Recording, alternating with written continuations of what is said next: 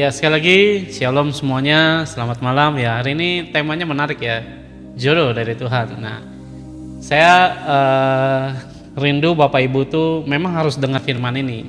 Beberapa orang menyampaikan tentang jodoh itu ya tentang ya menurut saya agak pelataran-pelataran semata. Nah, saya nyampein ini sepengalaman saya pun ngalamin, makanya saya berani bawain saudara ya. Jadi apa yang terjadi dalam khotbah ini saudara bisa dengerin ya sampai akhir. Nanti poin-poinnya di mana Pak? Poinnya di paling akhir. Kenapa paling akhir? Karena yang paling pentingnya saya taruh paling bawah. Jadi nanti biar semua kalau dengar cuma di awal sama tengah ya nggak tahu nanti menarik apa enggak. Yang terakhir tuh sangat menarik menurut saya. Kenapa? Karena itu pernah diajar Tuhan. Nah, saya taruhnya di bagian akhir. Ya, jadi yang belum dapat jodoh, siapa yang belum dapat jodoh hari ini? Ya, saudara harus punya effort untuk namanya mencari jodoh yang dari Tuhan dan menemukan orang itu siapa dia untuk namanya berdampingan dalam kehidupan saudara. Sebelum kita mulai ibadahnya, kita berdoa terlebih dahulu. Tuhan, terima kasih, kami percaya Bapa kuasa Tuhan. Mari Roh Kudus ajar kami biar kami menemukan jodoh daripada Engkau Tuhan. Sebab yang daripada Engkau Bapa, kami hidup Bapa untuk bisa menyenangkan daripada setiap pribadi kami. Karena kami tahu tertuju hanya bagi nama Yesus. Dan biarlah Bapa Engkau juga jamah semua anak-anak-Mu yang rindu punya pasangan hidup daripada Engkau Tuhan. Bukakan mata kami, bahkan roh kami Tuhan boleh hidup dengan ajaib. Sebab kami percaya ya Tuhan, dengan jalan-Mu kami boleh mengerti akan kehendak-Mu dan bagaimana Engkau mempertemukan anak-anak-Mu. Dalam nama Yesus Bapa kami berdoa, mengucap syukur. Semua yang percaya katakan amin. Ya, sebelum saya masuk firman tentang jodoh daripada Tuhan, saya highlight sedikit khotbah saya kemarin tentang dididik hati saudara. Ya, jadi hati saudara itu perlu dididik, perlu namanya saudara mengerti bahwa Tuhan itu tidak pernah mengubah hati manusia dengan kuasa. Ya, Dia hanya membuka jalan untuk saudara itu mau punya hati yang niatnya ataupun punya tujuan untuk berubah. Nah, Yesus sendiri nggak pernah merubah hati manusia selain menjamah ataupun menyadarkan kita bahwa yang kamu jalani ini salah loh gitu. Ya, seolah-olah kayak mengingatkan dan menasihati kita, tidak lebih daripada itu. Ya, jadi Yesus nggak pernah merubah hati manusia dengan kuasanya, tapi dia merubah dengan cara jalan-jalannya. Makanya Yesus memberikan pengajaran. Kalau dibilang Pak Yesus bisa Pak, ya kalau dia mau bisa sebenarnya, namun tidaklah dia lakukan. Kalau dia lakukan, saudara bisa lihat di Alkitab ya bahwa dia ya ada banyak orang binasa. Kenapa dia nggak rubah? Artinya kan memang karena orang itu punya keputusan tidak mau berubah. Ya, jadi saudara nggak bisa namanya menuntut Tuhan untuk namanya saya pengen jadi lebih sabar. Ya, saya berdoa Tuhan dalam nama Yesus saya jadi lebih sabar. Jadi lebih sabar nggak? Tidak sama sekali. Ya, Tuhan nggak akan rubah hidupmu jadi lebih sabar. Tapi Tuhan akan kirim orang-orang yang mengesalkan hidupmu supaya kamu latihan menjadi sabar. Ya, jadi bukan ngerubahnya, tapi saudara punya pola kehidupan itu melatih ya. Dididik tadi kemarin saya khotbahnya.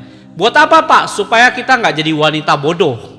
Ya, tapi jadi wanita yang bijaksana. Kemarin saya bicara Matius 25. Ya, karena banyak orang nggak ngerti bagaimana kebodohan dalam kekristenan. Nah, ini yang bahaya.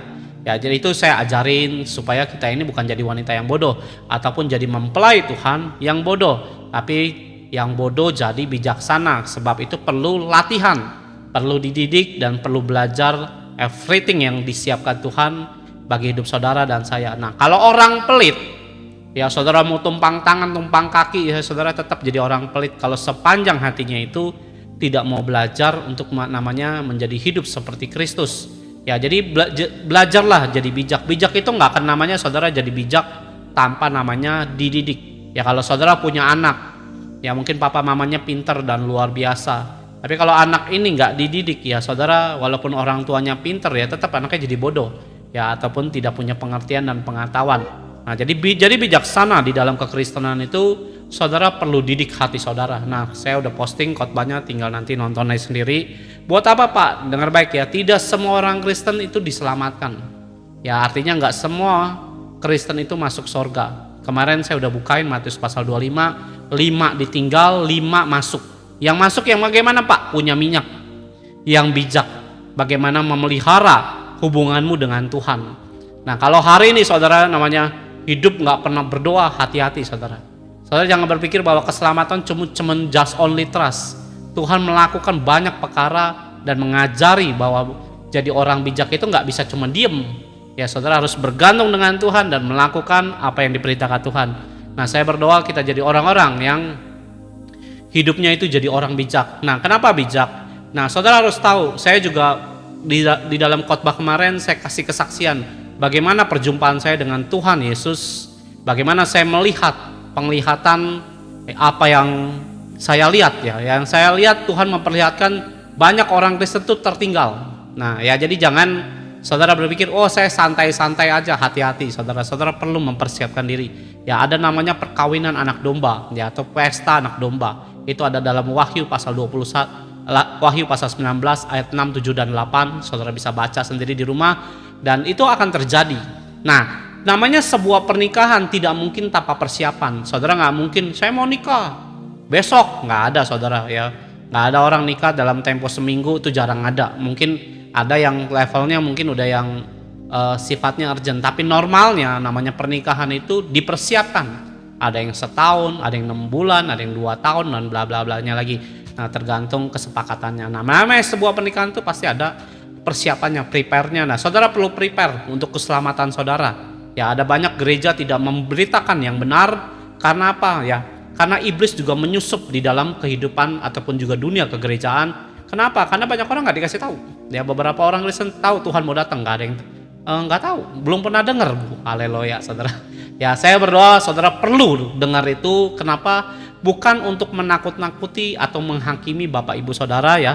Karena apa? Itu mempersiapkan roh kita agar kita itu lebih prepare menyambut kedatangan Yesus Kristus ya. Ada amin saudara.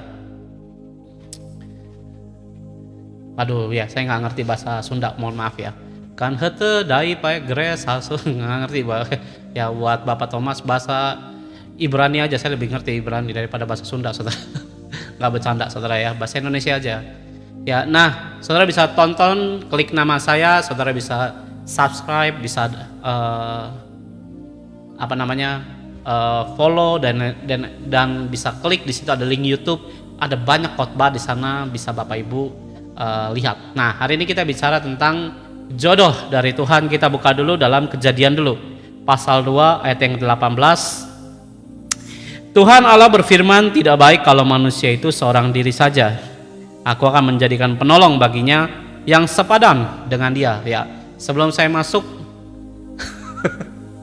ya sebelum saya masuk di sini siapa yang belum punya jodoh? Ayo ya siapa ya? Kalau ya malu-malu biasanya, saya nggak punya sih Pak, pengen Pak ngomong, cuman takut Pak ngomong. Saudara mana tahu kan ketemu di sini ya, saudara bisa pacaran mungkin dulu ya, terus akhirnya menikah dengan cara yang luar biasa. Dan jangan lupa mengundang saya ya yang menyediakan perjodohan ini saudara, bukan saudara ya, saya cuma bercanda ya. Kalau yang belum punya pasangan, pengen Pak dari jodoh daripada Tuhan. Nah kita belajar malam hari ini tentang pasangan yang daripada Tuhan. Nah nanti yang sudah menikah ya ingat ya, ini nggak berlaku buat Bapak Ibu ya. Setelah dengar khotbah ternyata lu bukan pasangan dari Tuhan, kita cerai aja ya itu bodoh saudara ya. Ini nggak, sekali lagi ya, nggak yang teruntuk yang sudah menikah ya. Khusus buat yang muda-mudi saudara ya. Ya kalau misalnya mau dengar Pak silakan saudara ya, nanti lihat sendiri ini jodoh apa bukan ya. Tapi kalaupun sudah menikah ya udah nggak ada namanya jadah jodoh saudara ya. Udah nikmati pernikahanmu sampai akhir hidup. Ya nggak apa-apa Pak Thomas ya, kamu diampuni dalam anugerah Tuhan. Oke yuk kita sekali lagi baca di ayat 18. Tuhan berfirman, tidak baik seorang manusia itu seorang diri saja. Aku akan menjadikan penolong baginya yang sepadan dengan dia. Ya setiap manusia itu diciptakan sebenarnya berpasangan ya, menurut firman Tuhan demikian. Adam diciptakan, Tuhan juga siapkan jodohnya dan pasangannya. Tuhan memberikan pasangan hidup sebenarnya bagi setiap kita. Nah, entah saudara mau menikah atau enggak. Kalau sekarang kan banyak yang tidak mau menikah, ya karena macam-macam lah alasan mereka. Dan ada orang yang sudah menikah bercerai dan bla bla bla. Nah, sekali lagi saudara ya, bagaimana kita menemukan jodoh yang daripada Tuhan? Nah, beberapa orang Kristen ya pernah mamah papahnya ya bicara sama saya, Pak, tolong Pak doakan anak saya supaya anak saya punya jodoh yang takut akan Tuhan. Ya awalnya saya juga nggak ngerti, ya saya doa aja saudara. Tuhan kirimkan pasangan yang daripada Engkau. Dan waktu saya doa kayak begitu saudara ya, di rumah lagi via telepon, dia punya dua orang anak perempuan, dan saya berdoa buat jodoh mereka. Selesai saya tutup telepon itu, Tuhan bicara sesuatu. Kamu tahu bagaimana harus mendapatkan jodoh yang daripadaku. Tidak cukup saudara itu cuma berdoa sebenarnya. Kenapa sih Pak kita perlu jodoh yang daripada Tuhan? Ya kalau nggak daripada Tuhan bahaya saudara. Ya ada banyak, kalau saudara hidup dalam pelayanan, masuk ke dalam level rumah tangga, ngeri saudara, dan sangat menakutkan. Ya, saya berdoa dalam firman 2 Korintus 6 ayat 14 ya, saya baca dulu sebelum kita lanjutkan. Ya, ayat yang ke-14, janganlah kamu merupakan pasangan yang tidak seimbang. Ya, saya baca di sini di Alkitab. Ya, janganlah merupakan pasangan yang tidak seimbang dengan orang-orang tak percaya. Sebab persamaan apakah terdapat antara kebenaran dan kedurhakaan, atau bagaimanakah terang dapat bersatu dengan gelap? Nah, ayat ini sangat terkenal. Dan dengar baik saudara. Ya, beberapa orang hidup sebenarnya nggak punya tujuan walaupun kamu Kristen. Nah, orang kayak begini nggak akan ketemu sebenarnya jodohnya yang dari Tuhan ya. Ya, saya harus sampaikan ini dulu. Sebenarnya banyak nggak orang Kristen tuh dapat jodoh yang dari Tuhan? Sedikit, sangat sedikit. Bukan gak ada, cuma sedikit. Lebih banyak justru jodohnya bukan daripada Tuhan, tapi pilihanmu sendiri. Nah, bagaimana mengenalinya? Pertama, yang jodoh bukan daripada Tuhan, ya kamu sendiri gak punya tujuan hidup. Untuk Tuhannya tuh untuk bagaimana di depannya, baik melayani, baik bagaimana kerohanian saudara. Nah, ini gak pernah diisi. Nah, orang-orang kayak gitu hampir 95% itu nggak mungkin dapat daripada Tuhan.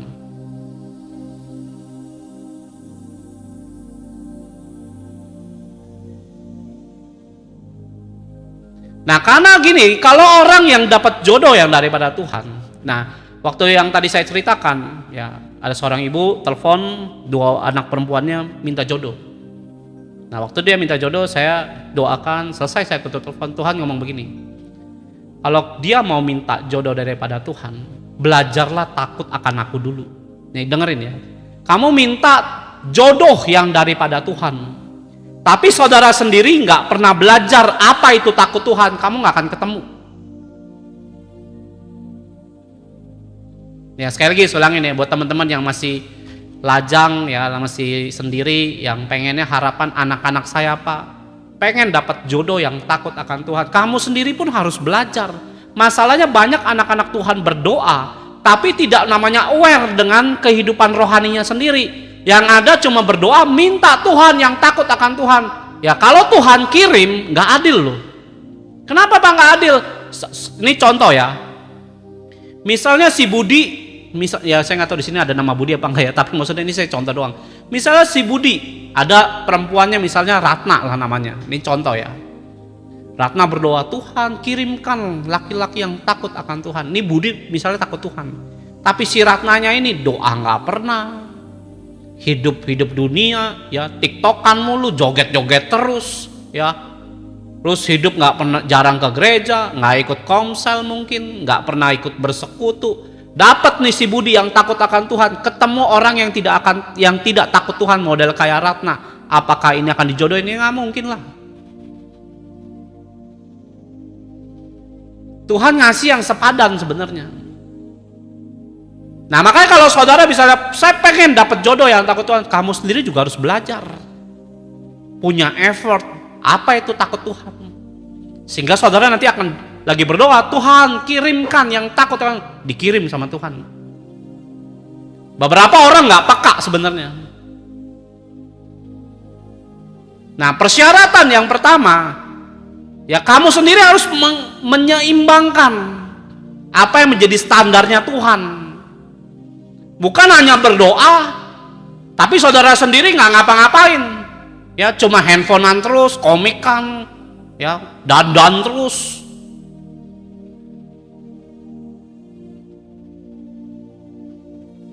Nah saudara sendiri harus belajar apa itu takut Tuhan, tujuannya kemana. Nah kalau ini namanya saudara sudah penuhi, doa pasti nanti Tuhan kirim. Nah kalau saudara nggak ngerti, nanti yang ada apa? Lalu dikit-dikit ibadah, kasihan. Yang kasihan siapa? Yang takut Tuhannya, yang nggak takutnya ini. Ya yang takut Tuhan dikirim sama yang nggak takut, cuma sekedar berdoa dan minta-minta doang. Ya apes nih yang takut Tuhan ketemu model kayak begini, tersiksa nanti yang ada. Ayo betul apa betul? Ya karena banyak orang ingin dapat jodoh dari Tuhan, nggak menyadari saudara juga harus memenuhi persyaratan di mata Tuhan.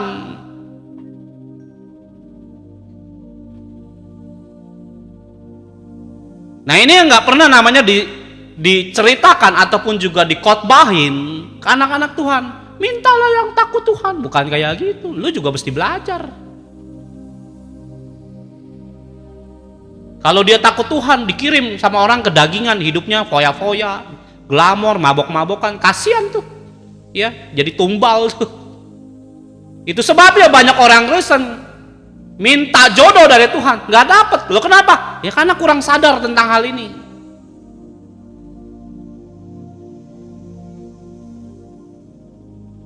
Nah itulah kenapa orang Kristen harus belajar takut Tuhan. Jangan hanya minta, nuntut.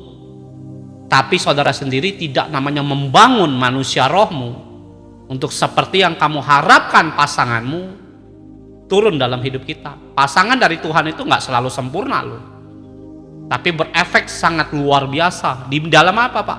Dalam roh. Nah yang pertama harus seimbang.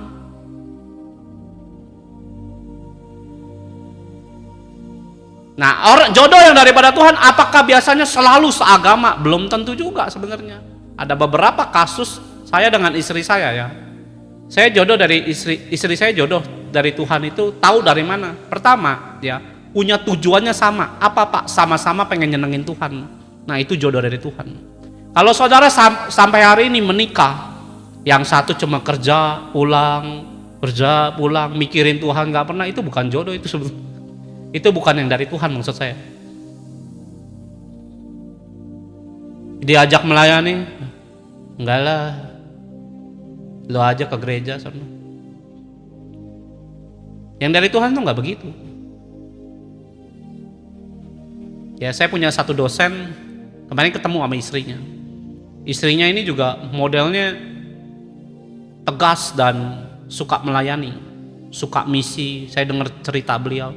Nah suaminya juga seorang hamba Tuhan, ya seorang dosen ngajar bla bla bla bla. Nah saya bilang ini jodoh dari Tuhan, tapi bukan ngomongin sempurna, yang gak ada yang sempurna, tapi ini jodoh dari Tuhan. Saya bilang wah ini saling seimbang. Sampai hari ini dua-duanya ngerjakan pekerjaan Tuhan.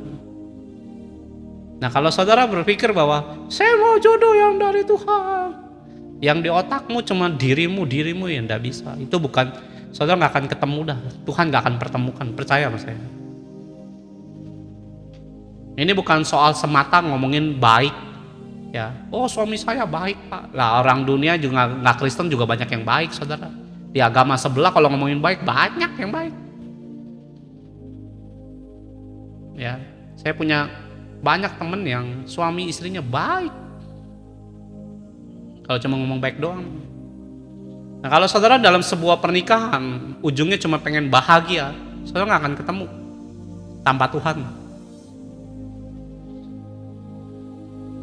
Ya beberapa orang pengen jodoh daripada Tuhan, nyarinya yang mana?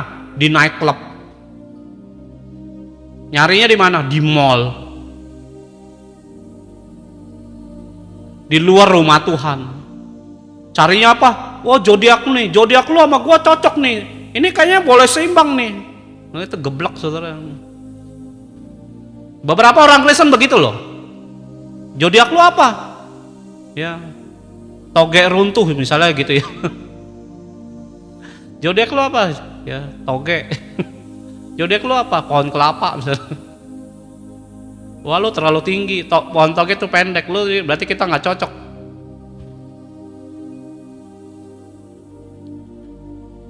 Bukan jodoh ini kan dari Tuhan.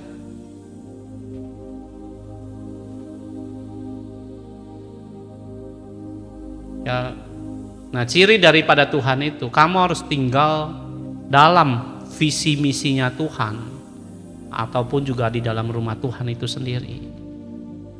Kenapa? Karena mereka sedang belajar sama-sama takut akan Tuhan. Biasanya ketemunya di dalam ladangnya Tuhan. Malah sekarang ini orang Kristen nyari jodohnya di mana? Di aplikasi Tinder, saudara. Isinya rata-rata pelacur semua di dalam. Nanti kalau udah dapet, oh ini dari Tuhan. Ayo, ya, yang lama ngejomblo, udahlah jual diri di aplikasi aja. Ayo, betul apa betul? Saya punya teman pelayanan. Ya, tolong dong cariin gue cewek. Saya bilang bukan cariin cewek, otak lu belajar yang takut Tuhan. Oh, watakmu kayak begini siapa yang mau? Jangan cewek, saya bilang Tuhan juga geli sama lu. Ya, orangnya pelit setengah mati. Ini bukan ngomongin harta semata, saudara. Ya, wataknya itu aneh, sangat aneh. Terus akhirnya dia cari jodoh di aplikasi, saudara. Ya, sebutlah namanya Tinder, saudara. Ya, dia kalau pelayanan nggak pernah mau keluar duit. Pelitnya, ya tingkat dewa lah pokoknya. Sampai kami tuh udah tahu, ini emang nggak usah diajak. Kalau sama dia makin saya udah nggak pakai malu-malu, saudara. Bayar sendiri. Serius, nggak pakai malu-malu. Bayar sendiri, beli sendiri. Jangan harap saya bayarin, nggak mau saya. Ya terus akhirnya di aplikasi ketemu perempuan, ya dikasih fotonya. Istri saya yang lihat sih kalau nggak salah, ingat ya. Itu berapa tahun yang lalu. Cantik, saudara, fotonya. Diajak ketemu nggak pernah mau, saudara. Nah singkat cerita dia mau ketemu di mall, pas dilihat, saudara, waduh. Fotonya Dian Sastro, saudara. Iya, fotonya sih Dian Sastro. Aslinya Wardoyok, saudara. Serius, fotonya sih cantik kata istri saya. Cantik, pas ketemu mukanya kayak doyok, saudara.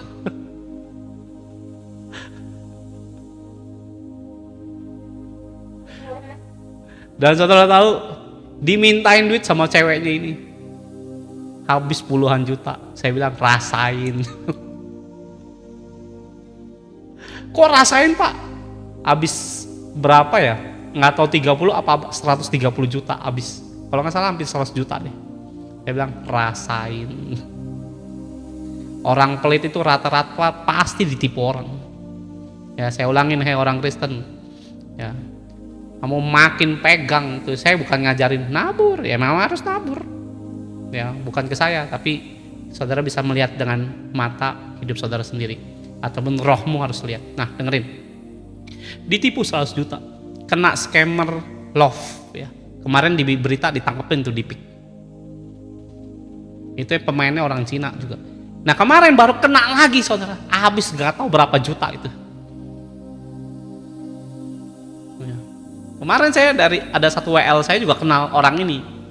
Ya WL saya. Kemarin di mobil saya lagi nganterin WL ini pulang ya ke rumahnya di Kebagusan. Cerita, kena lagi tuh dia. Saya bilang rasain.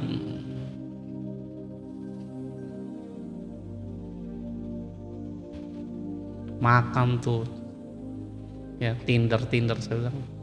Ya mending beli Tinder, saudara ya. Saudara nggak bisa cari jodoh dia ada jodoh yang dari Tuhan itu di aplikasi. Tuhan nggak main aplikasi masalahnya. Itu rata-rata semua, mohon maaf ya, baik perempuan dan laki-lakinya, hampir ya, kemarin saya dengar dari teman saya, itu kemungkinan besar dia bilang 90% tuh nggak ada yang benar. Ya, saya nggak tahu teman-teman mungkin ada yang pernah di sini main aplikasi. Ya, itu bodohmu itu level dewa itu ya. Yang palamu itu perlu diketok palu itu. Shalom. Terima kasih Kak Elmeli. Jangan pernah saudara ya. Saudara perlu perhatikan tuh apa? Rohmu, belajar takut Tuhan. Nah, sekiranya kamu udah berubah, lihat namanya pembaharuan hatimu, baru kamu maju di hadapan Tuhan. Tuhan, berikan aku pasangan yang daripada Engkau. Saya percaya hidupmu itu akan diberi pasangan sesuai dengan apa yang kamu bangun hidupmu dengan Tuhan. Ada amin saudara. Saudara nggak bisa namanya, mohon maaf ya, hidup nggak ngerti apa-apa, terus minta jodoh dari Tuhan dengan kebodohan yang aneh-aneh. Terus saudara bilang jodoh dari Tuhan, nggak akan ketemu. Bukan nyumpahin loh saudara. Kenapa? Karena waktu saya tadi cerita, istri ya ada ibu-ibu telepon, 2 anak perempuan yang minta didoakan supaya minta jodoh. Saya doa. Ya, setelah doa tutup telepon, Tuhan bicara, kamu tahu bagaimana orang bisa ketemu jodoh daripada Tuhan? Kamu harus belajar dengan aku. Apa itu takut Tuhan? Ya, shalom. Nggak bisa kamu itu cuma modal ke gereja, ya, terus dengan pakaian yang wangi mungkin itu tampak luar, tapi dalamnya nggak karuan saudara. Terus Tuhan kirim begitu, jodoh yang takut Tuhan muncul. Kasihan saudara yang takut Tuhannya serius, ininya main-main, apes dia kalau menurut saya.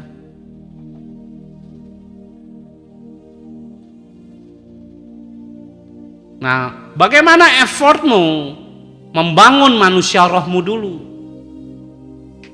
Coba lihat dalam Kejadian 29 ayatnya yang ke-18. Ini sangat menarik, saya baru dapat ayat ini waktu siapin materi khotbah ini. Ya. Kejadian pasal 29 ayatnya yang ke-18. Lihat. Yakub cinta kepada Rahel. Rahel tuh dikasihi Tuhan. Tahu dari mana Pak? Nanti kita bukain ayatnya.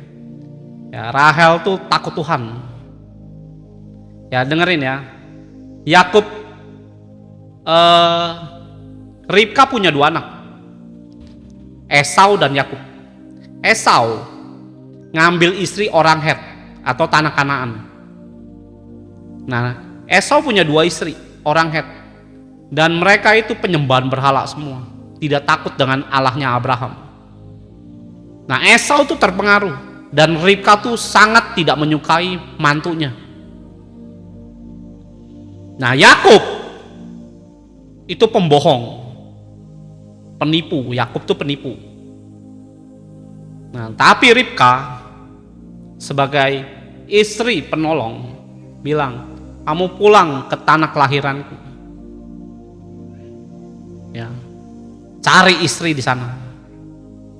Nah, Laban ini saudara dengan Ribka. Nah, ya kisahnya saya sudah ceritakan ya. Kenapa diceritakan? Biar nyambung dengan ayat ini. Yakub cinta, akhirnya ketemu anaknya Laban. Nah, namanya Rahel. Yakub cinta kepada Rahel, sebab itu ia berkata, aku mau bekerja padamu 7 tahun. Ya, terima kasih. Lamanya untuk mendapat Rahel, ya, anakmu yang lebih muda itu. Ayat 18, tadi 18 ya tadi ya, 19 sekarang. Sahut Laban, lebih baik ialah kuberikan kepadamu daripada orang yang lain, maka tinggallah padaku. Ayat 20. Jadi bekerjalah Yakub 7 tahun lamanya untuk mendapat seorang Rahel. Tetapi yang 7 tahun itu dianggapnya seperti beberapa hari saja karena cintanya kepada Rahel ya. Kalau orang udah cinta 7 tahun kayak 7 hari saudara ya. Ya, laut akan kuseberangi, wah itu cinta tuh begitu saudara. Sesudah itu berkatalah Yakub kepada Laban, berikan kepadaku bakal istriku itu, sebab jangka waktuku telah genap supaya aku akan kawin dengan dia. Dengerin ya. Perhatikan saudara. Ribka bilang pulang ke Ur Kasdim. Karena Abraham tuh dari sana. Pergi ke Irak, kalau zaman sekarang Irak. Cari perempuan di sana. Dan saudara tahu, ketemu dengan Rahel, wah jatuh cinta. Kalau sebenarnya orang takut akan Tuhan, kamu lihat seminggu 2 minggu dengan perilaku yang takut akan Tuhan, kamu pasti jatuh cinta serius dengan anak-anak Tuhan yang model begitu. Kenapa? Karena karakternya bagus.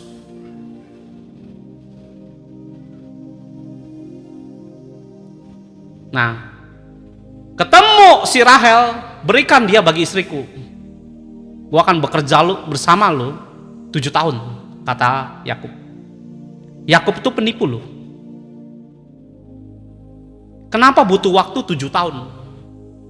Ya, 7 tahun dia kerja dulu. Dengar baik saudara.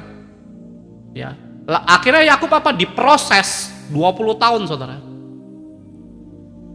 Dia baru dapetin Rahel 14 tahun dia harus kerja. Ditipu berkali-kali sama Laban. Ini yang saya mau sampaikan saudara.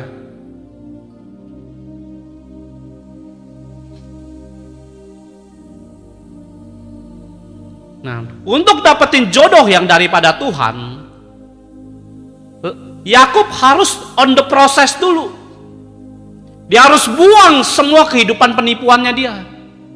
Dia harus belajar apa itu takut Tuhan. Apa itu harus meninggalkan hidup dengan dosa. Tadi kan dengan dosa, dia nipu sini, nipu bapaknya, nipu kakaknya.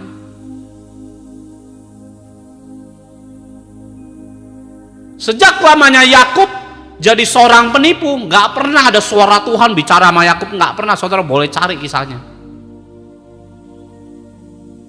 Hidup nyaman di bawah ketek Ishak, nggak pernah Tuhan berbicara sama Yakub, tidak pernah. Tapi waktu Yakub keluar dari kenyamanannya dia, hidup secara mandiri bergantung dengan Tuhan. Ya, Tuhan proses hidup seorang Yakub yang dahulunya penipu, tukang tipu. Yakub itu artinya tukang tipu saudara, atau ya penipu lah. Dia diproses 14 tahun baru dapat Rahel. Kenapa? Kehidupan rohnya terbangun saudara. Sejak kalau saudara baca kisah tentang Yakub dengan Laban, akhirnya Yakub tidak bisa nipu Laban karena Laban lebih jago nipunya. Dia selalu jujur dengan Laban yang awalnya penipu. Nah saudara nggak bisa ikut Tuhan, pengen jodoh dari Tuhan dengan watak penipumu, kebohonganmu, kemalasanmu, kenyamanmu, nggak bisa.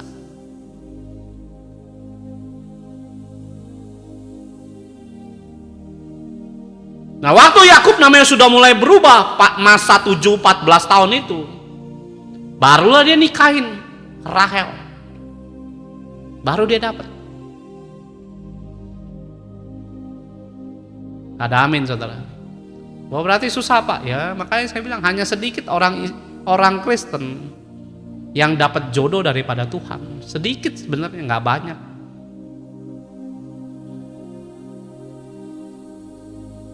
Bagus Laban ditipu saudara. Yakub ditipu sama Laban. Tahu kenapa? Ya, Laban nipu Yakub. Tahu kenapa? Namanya Yakub itu harus ngalamin seperti itu. Ayo, ada yang tahu kenapa? Kenapa namanya Yakub harus ngalamin penipuan?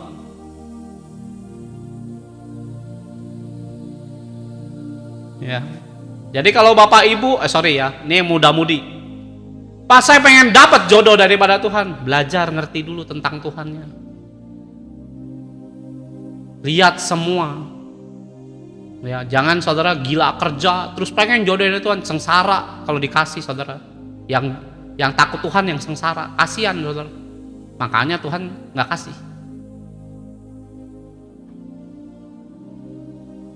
Nah, Yakub itu harus ngalamin proses itu, penipuan, baru dia bisa kawin dengan Rahel. Kalau enggak saudara, kasihan, prosesnya itu nanti bareng-bareng dengan Rahel. Nah, saya melihat bahwa ada sesuatu yang ilahi yang tidak bisa kita tangkap secara logika manusia. Nah, kenapa Yakub itu baru dapat Rahel itu sekian tahun. Dia harus ngalamin proses dulu, bagus di luar pernikahan, saudara. Kalau masuk dalam pernikahan, wah, kasihan Rahelnya. Rahel tuh dikasihi Tuhan, ada dalam Kejadian 30 ayat 22 dan 23. Dia berdoa, diingat sama Tuhan. Sedangkan Lea enggak. Nggak ada namanya Tuhan memperhatikan Lea, nggak ada, saudara. Dia cari ayatnya sendiri, nggak akan ketemu, memang nggak ada. Nah, setiap saudara perlu tahu ya, tabur tuai seorang Yakub akan terus turun dalam hidupnya dia sampai dia menyelesaikan prosesnya.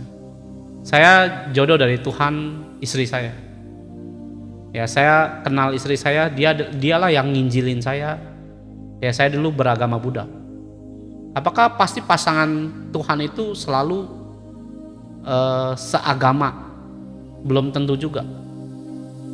Ya, belum tentu di sini adalah perjuangan bagaimana saudara itu menghidupi firman ataupun juga namanya effort untuk memenangkan jiwa itu. Dan itu bukan berdasarkan cinta-cintaan ya, saudara. Pasti nanti dia berubah, pasti nanti dia ikut saya sebagai Kristen. Bukan kayak gitu. Beberapa orang dalam sebuah hubungan modelnya begitu. Saya cinta dia, nanti dia pasti ikut ke agama kita. Ya, saudara nikah, jebret, ya dihamilin, udah punya anak, ditinggal, dia balik lagi ke agama yang lama. Bukan prosesnya, bukan masalah cinta-cintaan, dasarnya itu saudara bisa lihat sebenarnya. Cuma kadang-kadang cinta itu bikin orang buta. Dari mana Pak cara lihatnya? Itu tadi, tujuan hidupnya dia mau kemana, itu bisa dilihat sebenarnya. Kalau dia cuma masuk ke agama kita, cuma pengen pernikahan, itu bukan dari Tuhan sebenarnya. Dasar-dasarnya bisa dilihat. Ya, kalau bapak ibu punya anak, lihat datang nih seorang calon mantu lah misalnya, gampang lihatnya, ini orang tujuannya dalam hidupnya Tuhan itu jadi apanya dia. Kalau dibilang, oh jadi Tuhan Pak, ya bagaimana implementasinya? Bagaimana tujuan yang dikatakan bahwa Tuhan adalah Tuhannya dia? Bagaimana saudara melayani dia? Kalau cuma sekedar minggu gereja pulang, sebenarnya kelihatan dari situ. Nah, saya waktu awal, kenapa saya bisa tahu bahwa ini jodoh daripada Tuhan? Ya, istri saya diinjili dia, akhirnya saya terima Yesus. Waktu saya terima Yesus, sejujurnya hidup saya masih begini-begini, belok-belok, saudara. Masih yang pemikiran dunia lah, sama kebanyakan kayak orang Kristen begitulah. Dulunya juga begitu, masih yang ya pengen masih hura-hura, masih pengen begini, pengen seneng-seneng, masih begitu-gitu. Selayaknya anak muda gimana sih ya, gitulah, masih pola pikirnya masih belum tujuannya tuh menyenangkan Tuhan. Nah, tapi waktu saya sudah berjalan 3-4 bulan, setahun saya lewati, 2 tahun, mulai roh saya terarah, mulai keseriusan saya pengen namanya untuk Tuhan itu mulai muncul setelah 1-2 tahun. Nah, setelah 1-2 tahun Tuhan itu datang, saudara, waktu saya berdoa jam 2 pagi. Dan Tuhan tuh ngomong begini, sudah waktunya engkau menikah. Hari itu saya lagi gembel, gak punya duit. Itu jam 2 pagi saya berdoa, ya, dan dapat suara Tuhan, nah sudah waktunya engkau menikah. Saya ketawa denger gitu. Kenapa ketawa? Saya makan buat besok aja gak bisa makan, terus lu suruh gua nikah, mau duit dari mana? Saya disuruh nikah, saya ketawa, bukannya kaget, malah ketawa saya. Kayak Sarah, saudara. Ya, tahun depan aku ngomong ketawa Sarah. Ya, saya juga kayak gitu. Sudah waktunya engkau menikah. Saya dapat pesan Tuhan gitu. Saya ketawa.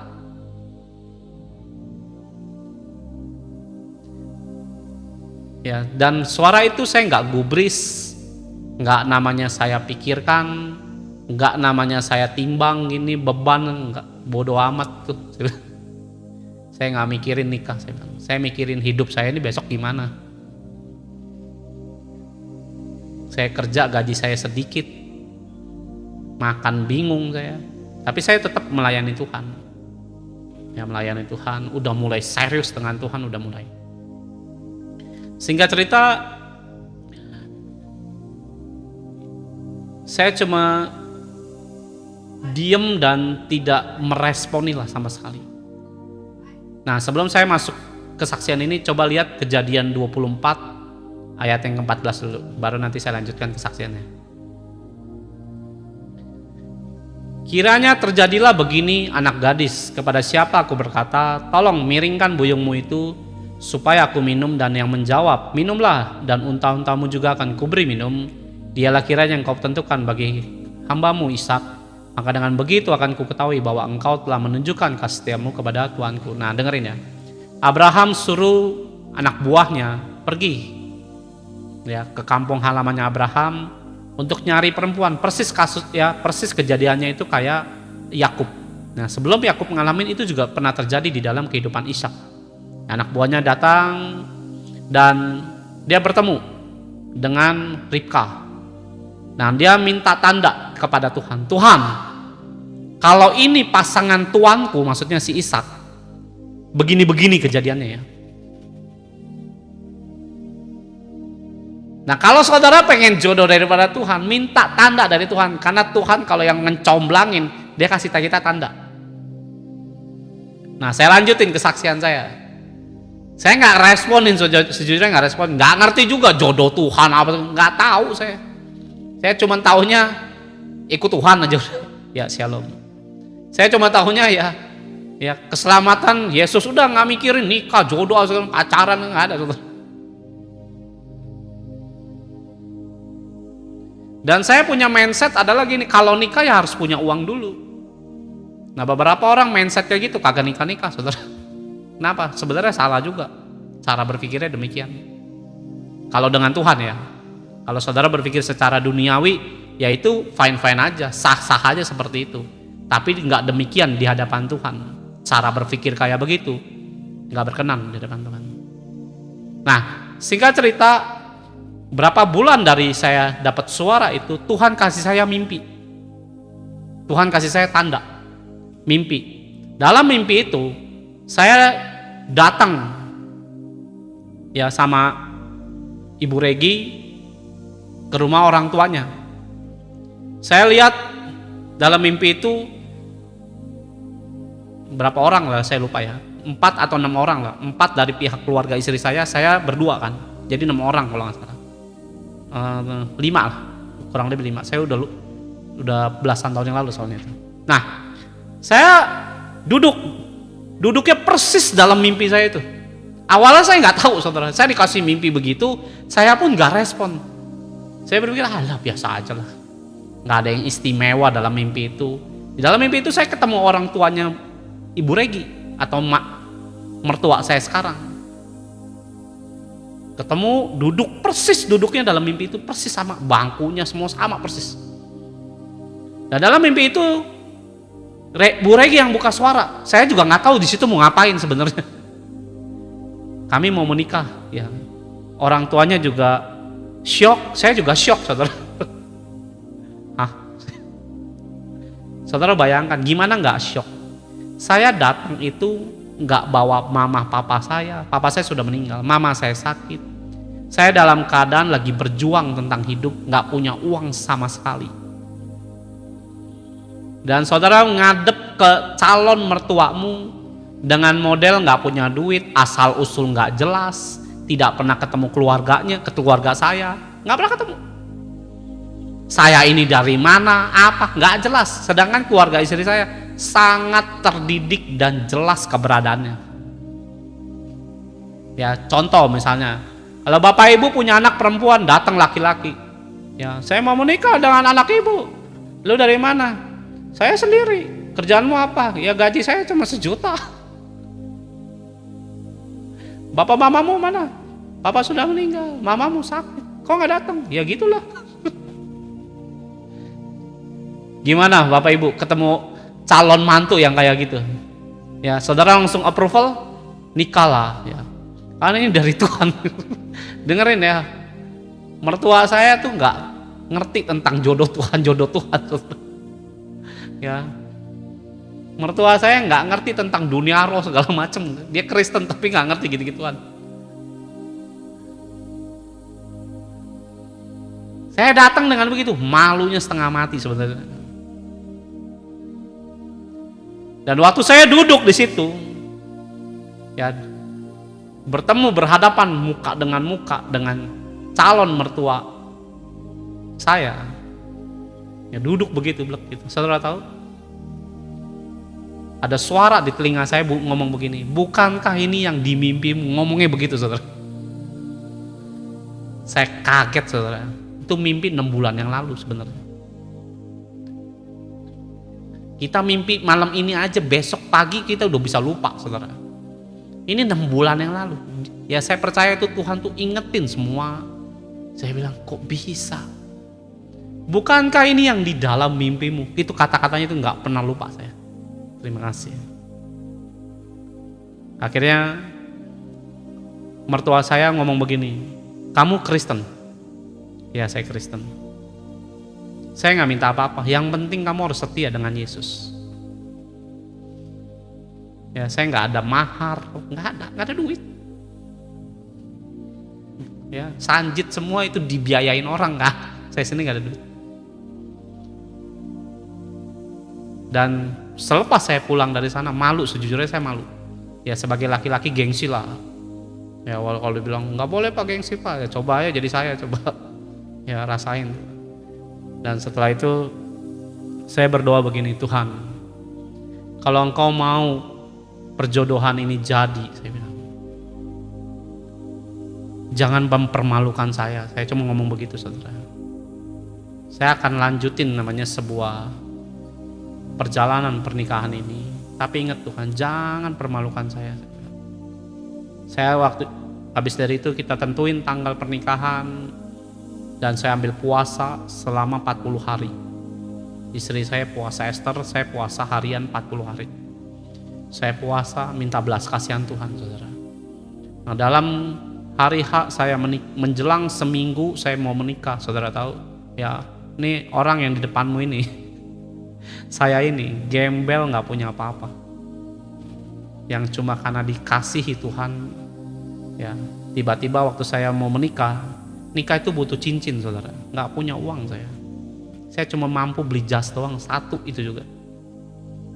Beli gaun, maksudnya nyewa gaun pernikahan pun tidak punya uang. Nyewa gedung pun. Terus ngomonglah istri saya ke mamahnya, ke maminya, Mi nanti kami nikah nih, nikah keluarga aja. Ya kita cuma ngundang 10-20 orang. Ya mami saya ngomong nggak bisa, keluarga kita keluarga besar. Mana bisa nikah cuma 10-20 orang.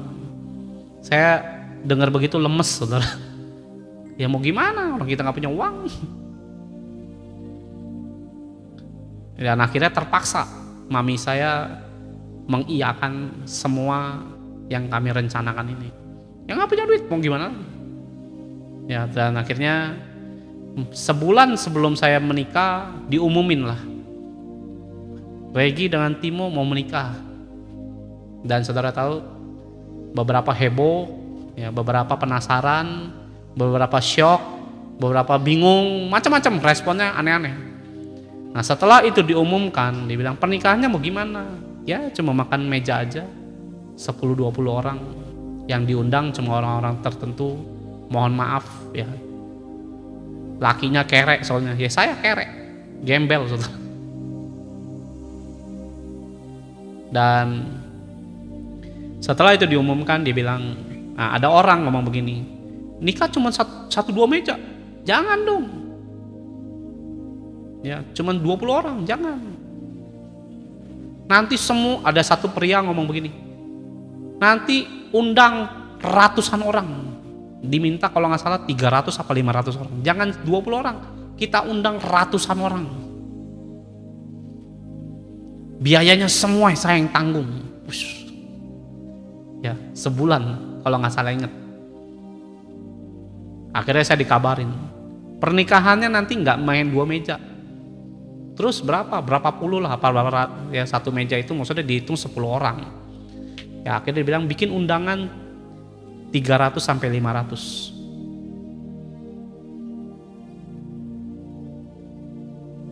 Akhirnya dibikin undangan sekian ratus orang. Saya shock saudara, saya denger gitu nangis saya. Terus teman mami saya diundang, diceritain lah asal usul saya bla bla bla. Mungkin kasihan dengernya, kasihan nih laki, gembel pengen nikah gitu. Dia bilang cincin pernikahannya dari saya ya. Ya saya dibeliin cincin 10 gram saudara, emas dari pihak yang lain. Terus ada yang bilang lagi mobilnya dari saya ya. Nanti aksesorisnya dari saya ya. Yang ada ngomong lagi, nanti fotonya semua dari saya ya. Makanannya gini ya, nanti gini ya semua. Saudara tahu, semuanya disediakan Tuhan dari orang yang berbeda-beda. Coba bisa bayangkan saudara. Kalau satu orang covering semuanya, itu biasa. Tuhan kirim orang aneh-aneh saudara. Nanti gaunnya dari saya ya, nanti ininya dari saya ya. Saya sampai bengong saudara. Dan saudara tahu, nggak keluar duit, cuma beli jas saya satu. Ada amin saudara. Tanda yang Tuhan kasih dengan keajaiban. Saya ngeliat begitu bengong saudara. Loh kok bisa? Saya nggak kenal mereka semua. Dan ada beberapa yang saya belum pernah bertemu Pak. Tapi Tuhan gerakin dengan ajaib. Ya kalau Tuhan mempertemukan jodohnya, Tuhan tanggung jawab dengan luar biasa. Amin saudara. Nah, sayangnya beberapa orang malah effort sendiri. Saya di situ sejujurnya malu.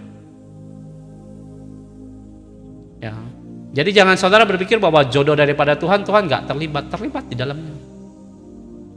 Dan Dia akan nyiapin semua, bahkan pernikahanmu pun Tuhan yang akan hadir ibaratnya menyiapkan semua keperluan-keperluanmu. Kalau dari Tuhan.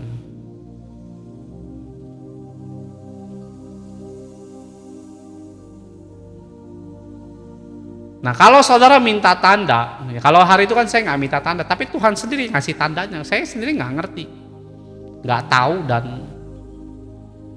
nggak tahu pokoknya ini mau gimana apa nggak tahu. Orang nggak bisa mikir, nggak ada duit mau bikin acara apa, saudara. Ya, makanya kalau Bapak Ibu mau minta perkenanan Tuhan, jodoh yang dari Tuhan, rohanimu juga harus dipersiapkan.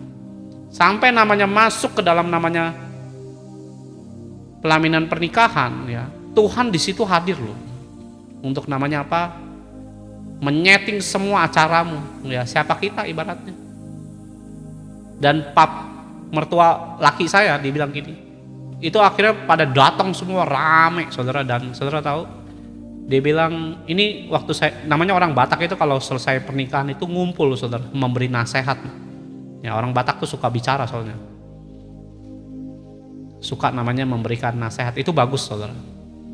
Cuman kadang-kadang kepanjangan aja ngomongnya. Ya minusnya ya itu ya, sebenarnya bagus itu acara. Ngapain nasihati. Dan beberapa dari orang tua paman-pamannya istri saya nggak ada lo pernikahan kayak kalian. Lo kenapa? Saya bilang kita semua bisa kumpul, biasanya mah nggak mungkin bisa begini katanya. Yang sono lah nggak bisa, yang inilah nggak bisa, karena kan udah mencap saudara. Ada yang di kota, luar kota, ada yang di Sumatera, ada yang di Kalimantan, Sulawesi, ada yang di luar negeri dan lain sebagainya. Itu kumpul semua di hari dimana kami mengadakan pernikahan. Dan semuanya bisa berjalan dengan baik, nggak ada satupun yang mengecewakan. Ya, madokata kata istri saya. Ya kalau madokata kalau ngomong, ya kalau kita lagi madokata buat keluarga sendiri, jangan lama-lama ya kalau ngomong ya. Kadang-kadang kebablasan saudara. Nah lihat ya ayatnya yang ke-15 kembali. Ya jadi anak buahnya Abraham minta tanda. Tandanya apa? Kalau saudara minta tanda jodoh daripada Tuhan, sebenarnya ada beberapa yang kamu bisa lihat. Nah, sebelum ia selesai berkata, ya dia minta tanda bahwa Ribka itu akan namanya memberikan pertolongan kepada onta-ontanya, ya atau domba kambingnya dan sebagainya, diberi minum tanpa diminta. Ayat ini. Sebelum ia selesai berkata, maka datanglah Ribka yang lahir bagi Betuel, anak laki-laki Milka, istri Nahor, saudara Abraham. Buyungnya dibawanya ke atas ya, atau gayungnya lah bu ya, atau ember lah ya. Anak gadis itu sangat cantik parasnya, seorang perawan. Ya, terima kasih Bu Maria ya. Belum pernah bersetubuh ya, belum, masih perawan saudara ya, bukan melacur saudara. Kalau melacur ya belum pernah bersetubuh dengan laki-laki, ia turun ke mata air itu dan mengisi buyungnya, lalu kembali naik. Kemudian berlarilah hamba itu mendapatkan serta berkata, tolong beri aku minum air sedikit dari buyungmu itu. Ya, ayat 18, minumlah Tuan, maka segeralah diturunkan buyung itu ke tangannya, bla bla bla. Ya, ayat 19, setelah ia selesai memberi hamba itu minum, berkatalah ya, baiklah, untuk unta-untamu juga aku timba air sampai semuanya minum. Dengerin. Ya, jadi anak buahnya Abraham bilang, beri aku minum. Nah, sebelumnya dia udah berdoa, ya Tuhan. Kalau saudara baca ayat itu ya, apa yang dia katakan? Saya mau minta minum sama perempuan itu atau si Ribka. Tapi kalau Ribka nanti namanya menawari minum kambing domba ontanya, artinya ini perempuan lah jodoh daripada Tuhan untuk Ishak. Nah, kalau saudara minta tanda daripada Tuhan, sebenarnya Bapak Ibu bisa melihat orang ini, baik perempuan, baik laki-laki, saya udah bilang ya, yang pertama dasarnya punya tujuan melayani Tuhan. Saudara nggak bisa minta jodoh dengan hidupmu yang sembarangan, nggak akan ketemu. Ya, sial kalau orang takut Tuhan ketemu hidupmu yang sembarangan begitu. Kasihan yang takut Tuhan. Itu yang Tuhan ngomong. Ya, Tuhan ngajak saya mikir soalnya. Kamu bayangkan, ya ini Tuhan ngajak saya mikir waktu berapa bulan yang lalu, saudara. Ngajak saya mikir begini, kamu bayangkan kalau ada orang takut Tuhan, ya yang nggak takut Tuhan minta jodoh dari Tuhan, dipersatuin sama Tuhan, sial dia dapat orang model kayak gini. Tuhan lakuinnya nggak bakal lah saudara.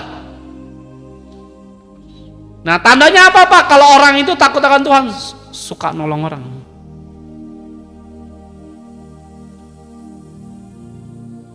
Kenapa Pak? Kok bisa suka nolong orang? Karena belajar takut Tuhan. Tuhannya kita gimana? Tuhan kita menolong. Ada amin saudara. Nah, bagaimana dengan pasanganmu sekarang ini? Boro-boro Pak, tolong. Saya istrinya aja pelitnya setengah mati. Ya udah, itu kelihatan jodoh apa bukan sebenarnya. Tapi kalau kucingnya Pak, wah, minta Dunkin Donat aja dikasih Pak. Peliharaannya burung Pak. Minta daging stick dari Eropa aja dikirimin buat burungnya. Saya istrinya Pak. Ya, beberapa orang nangis dengan pernikahan yang model begitu. Baru juga dikasih 100.000, ditanya uang kemana? Mau kemana lo? Betul apa betul? Ya. Suka namanya menolong, bahkan berinisiatif. Ya, saya lihat ada banyak hamba-hamba Tuhan tuh punya sikap kayak begini. Ingat ya saudara ya, ini bukan sesuatu tuh yang sempurna, tapi tanda-tandanya tuh kelihatan. Makanya kalau saya ngelihat, ya dulu ada adik-adik rohani saya, Pak bisa nggak sih Pak supaya hal-hal kayak gitu tuh menjurus, walaupun mungkin kami bukan jodoh misalnya, kami sudah menikah Pak misalnya ya, terus diarahkan seperti ini bisa nggak? Bisa sebenarnya, tapi kualitasnya berbeda dengan yang dari Tuhan. Ya, kamu membangun itu semua memang bisa, bukan nggak bisa, bisa. Tapi kamu harus dengerin khotbah ini. Kenapa Pak?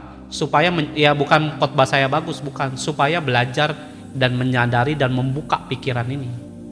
Oh, ternyata untuk menjurus supaya namanya, ya terima kasih, belajar ini, oh ternyata harus gini.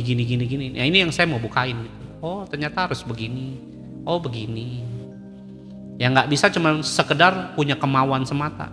Apalagi cuma bilang, yang penting niat Pak, niat dari Hongkong, niat nggak ngerubah apa-apa. Karena orang Kristen suka ngomong niat, yang penting niat Pak, niat dari mana? Saya dalam pelayanan hampir tidak pernah ngomong niat, yang penting niat. Nggak pernah, hampir tidak pernah seingat saya. Kenapa? Saya kalau melakukan apapun tinggal bikin konsep, kerjakan, udah gitu aja, jalan berangkat, yang penting tanggung jawab. Ya jangan cuma bilang yang penting niat. Saya hampir nggak pernah khotbah ngomong niat lah segala macam, nggak pernah. Ya itu harus namanya saudara punya kemauan dan lakukan. Baru pernikahan ataupun juga pasangan yang sekiranya pandangan tentang jodoh daripada Tuhan tuh bisa hidup seperti Rahel dan Ribkah di dalam Alkitab tertulis. Ishak dan Yakub dapat pasangan dari Tuhan. Yakub merubah kehidupannya dia yang pendosa jadi orang yang hidup jujur. Tahu dari mana Pak proses Laban terjadi? Makanya baca Alkitab. Kamu akan menemukan seperti apa yang saya perkatakan. Nah itu yang kedua. Yang pertama tadi apa? Belajar namanya seimbang secara roh dan takut Tuhannya juga kamu harus belajar. Yang kedua, minta tanda sama Tuhan. Ya, jadi kalau misalnya Pak, saya kurang takut Tuhan, pengen jodoh dari Tuhan Pak, ya kamu harus belajar. Kalau enggak akan ketemu. Dan Tuhan gak akan kasih saudara. Kenapa?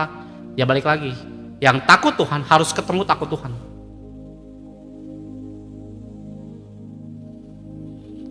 Bisa sebenarnya. Ya, tapi mungkin qualified-nya nggak akan sama. Nah nanti saya mau sampaikan ya, nanti poin akhir jodoh tentang dari Tuhan itu di akhir saya kasih poinnya. Kenapa Pak? Ada yang pentingnya justru di akhir. Nah makanya saudara tungguin sampai firmannya habis. Kenapa Pak? Karena pernah namanya Tuhan berbicara sangat bagus.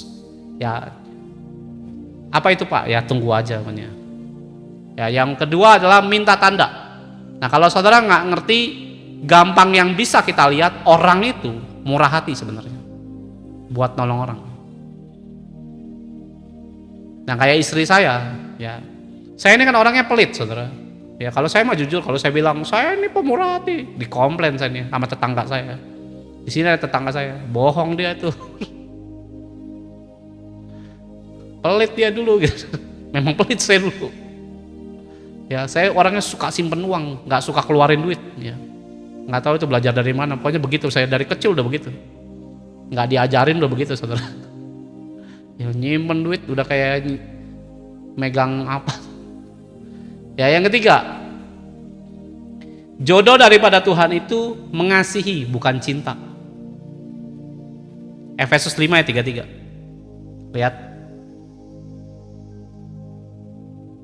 kalau orang dunia ngomong cinta, nah di dalam Tuhan itu bukan cinta atau nggak ada.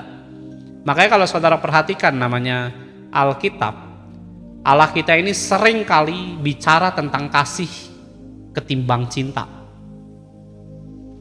Ya betul ya, kalau Bapak perhatikan, Bapak Ibu perhatikan Alkitab, kalau saudara perhatikan. Bagaimanapun juga bagi kamu masing-masing berlaku, kasihilah istrimu, bukan cintailah istrimu, bukan. Kasihilah istrimu seperti dirimu sendiri. Dan istri hormati suami. Sebenarnya istri itu mengasihi suami itu lebih gampang ketimbang laki-laki mengasihi istri. Karena perempuan itu pakai hatinya lebih jago, pakai perasaannya lebih hebat. Makanya sebenarnya perempuan mengasihi itu lebih mudah. Ya belajar mengasihi itu lebih nggak sulit perempuan. Kenapa Pak? Karena perempuan itu kodratnya ya atau umumnya perasaannya lebih kuat. Makanya kalau ada tanda suaminya gini-gini, ya saudara yang lebih sering peka. Kok perasaan saya nggak enak, itu lebih cenderung perempuan bukan laki-laki. Ya, jadi yang ketiga, jodoh dari Tuhan harus apa? Kasih. Nah laki-laki kan pakainya otak saudara.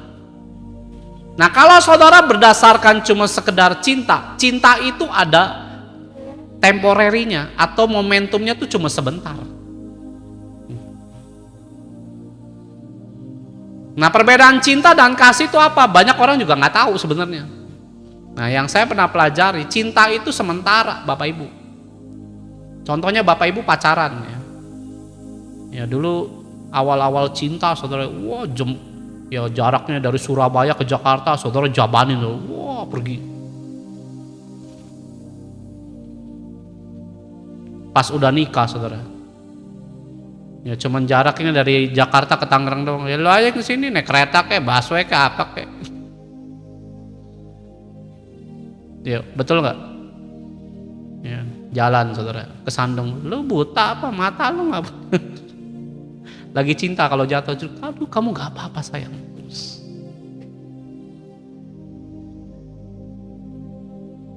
Diserempet motor, marah-marahin yang nyerempet.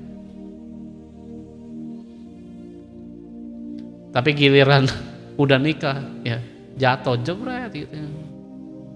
Makanya pakai mata jalan.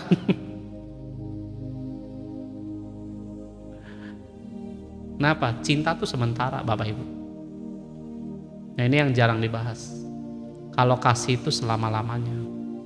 Contohnya ya, Yesus pernah bilang bahwa karena begitu besar kasih Allah, bukan cinta Allah loh, kasih Allah kepada dunia ini, supaya barang siapa yang percaya kepadanya tidak binasa. Ya, makanya pakai kata apa? Kasih, bukan cinta. Karena cinta itu temporary, cuman perasaan muncul berapi-api. Nah kalau hari ini Bapak Ibu sudah nikah mungkin 5-10 tahun, coba lihat cinta yang dulu waktu Bapak Ibu pacaran, apakah ada hari ini? Kemungkinan besar nggak ada. Kalau mau ngomong serius ya, maksudnya pengen jujur-jujuran, ayo ada nggak? Dulu rasanya tuh berbunga-bunga. Sekarang Pak berapi-api. Kalau ngomong pokoknya marah ya terus. Nah itu bedanya cinta dengan kasih. Kalau kasih itu gini saudara, saudara mau lihat ya, saudara misalnya punya anak, kita di hadapan Tuhan kan kayak anak, makanya Tuhan tuh pakai kasih. Nah kalau anak, ya kan anak itu mau buat salah kayak apapun ya, nggak mungkin namanya kita ini sebenarnya ya khususnya ibu-ibu ya, khususnya kasih ibu. Ya kalau bapak-bapak rata-rata udahlah buang aja tuh anak. Ya kalau yang ibu-ibu tuh bagaimanapun juga ini anak saya. Saya punya keluarga saudara, ada satu dari kami 5 saudara, ada satu yang bikin masalah terlalu sering. Ya, di keluarga saya punya satu saudara itu bikin masalah dari kecil. Dia SMP ngecat rambut saudara, wah pirang segala macam, wah mak saya ngamuk, bolos, ngerokok, saudara saya. Mohon maaf ya, masih SMP hamil.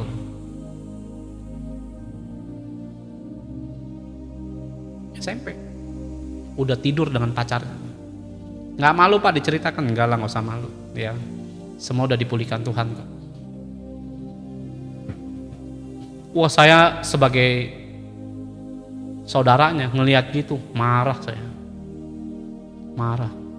Itu rambut mau dibotakin lah saudara, dikirim ke sana, kirim ke sini, tetap bandel. Sampai suatu hari dengan kebandelannya yang wah kami juga ada jengala. Ada manusia itu kayak gitu kan, bikin masalah terus.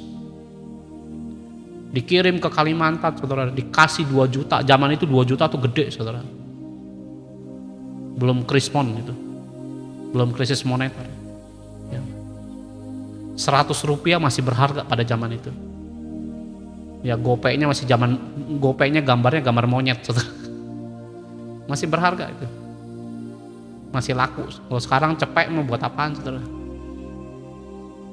Dikirim saudara ke Kalimantan, saudara tahu yang ngapain? Ke diskotik, ngabisin pakai uang 2 juta itu, seminggu nggak keluar dari diskotik, bayangan saudara. Yang nemuin tetangga saya, mama saya sampai bingung, diteleponin ke Kalimantan ke adiknya, ke cicinya, cici mama saya, anak gua kemana? Biasanya 2-3 hari naik kapal, zaman itu naik kapal saudara, naik pesawat bisa aja, cuma harganya lebih mahal. Biasanya 2-3 hari itu udah nyampe. Ini seminggu nggak ada kabar. Mama saya khawatir. Ini bocah kemana gitu. Akhirnya tetangga saya datang. Ya manggil, kalau kita orang Chinese manggilnya AI, anak lu ada di diskotik. Kita denger gitu.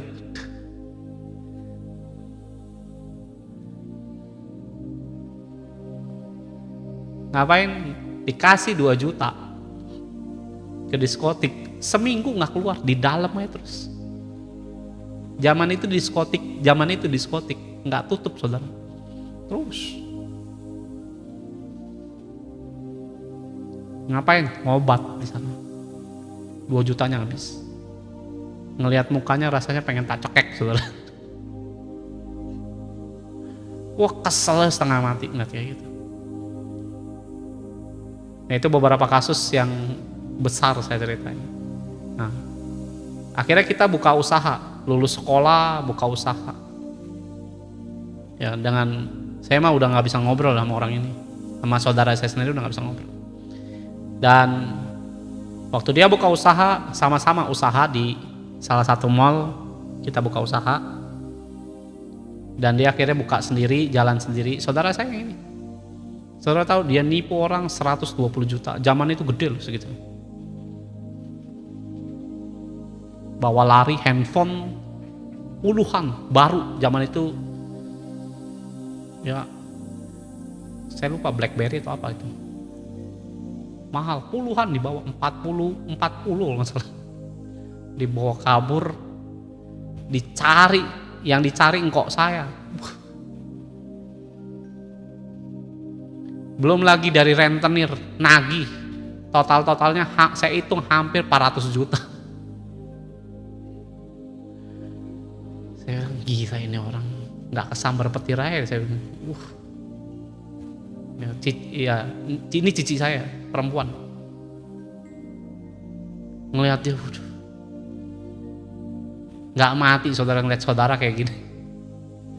Ya kita sampai nyumpahin saudara, gua sumpahin. Ya kenapa? Mama saya yang pusing. Ngeliat mama saya pikiran, saya sedih saudara. Karena saya sayang banget dengan orang tua saya. Ngeliat gitu. Dan akhirnya muncul di mana, di diskotik, ditangkap saudara, dibawa ke kantor polisi. Yang dia tipu, tahu nggak saudara? Teman koko saya sendiri, teman baik lagi. Akhirnya koko saya dengan temen ini berantem hebat. Gara-gara apa? Kelakuan cici saya. Sampai sekarang nggak ngobrol. Kemarin saya tanya gimana tuh si R, saya bilang saya kenal orangnya, pernah ketemu. Nggak ngobrol lagi tuh gara-gara kasus dia tuh. Dia nganggep gue kong kali kong katanya dengan saudara sendiri. Padahal gue nggak tahu apa-apa. Ya. Akhirnya ketangkep di kantor polisi. Nah, teman saya telepon dari kantor polisi. Mama lu di kantor polisi. Saya bangun jam 2 pagi itu, saya ingat, apa jam 4 pagi saya lupa. Telepon pagi, subuh saudara telepon. Lu di mana? Lagi tidur, saya bilang. Mak lu di sini, nggak ada yang nemenin. Saya lihat beneran di kasur nggak ada orang tua saya. Nah, saya bilang lu di mana? Kantor polisi ini, polsek apalah gitu. Oke, saya bilang tunggu 1 jam saya datang. Saya keluarin motor, jalan saudara. Nyampe di kantor polisi, saya bilang, mah ngapain sih di sini? Udah biarin aja dia berurusan dengan aparat. Saya bilang. Dia mau dipenjara kayak bodo amat. Ya saya ngeliat cici saya tuh rasanya pengen tak gebugin gitu. Beneran rasanya pengen tak tonjok tuh. Mama saya nangis-nangis di sana dan bawa sertifikat rumah saudara. Kenapa? Buat tuker ganti rugi. Bayangkan gara-gara satu kelakuan kita sekeluarga menderita. Mama saya nangis-nangis, mohon-mohon sujud-sujud sama orang itu. Saya diceritain saudara, waktu saya datang itu sudah berlalu kejadiannya. Mama saya nangis-nangis sujud-sujud. Dan saya paksa mama saya pulang. Pulang, mama saya sambil nangis ngomong begini, bagaimanapun juga dia anak saya. Itu namanya kasih. Ngerti saudara? Yesus juga begitu. Bagaimanapun juga dia anak saya. Saya begitu gak bisa ngomong saudara.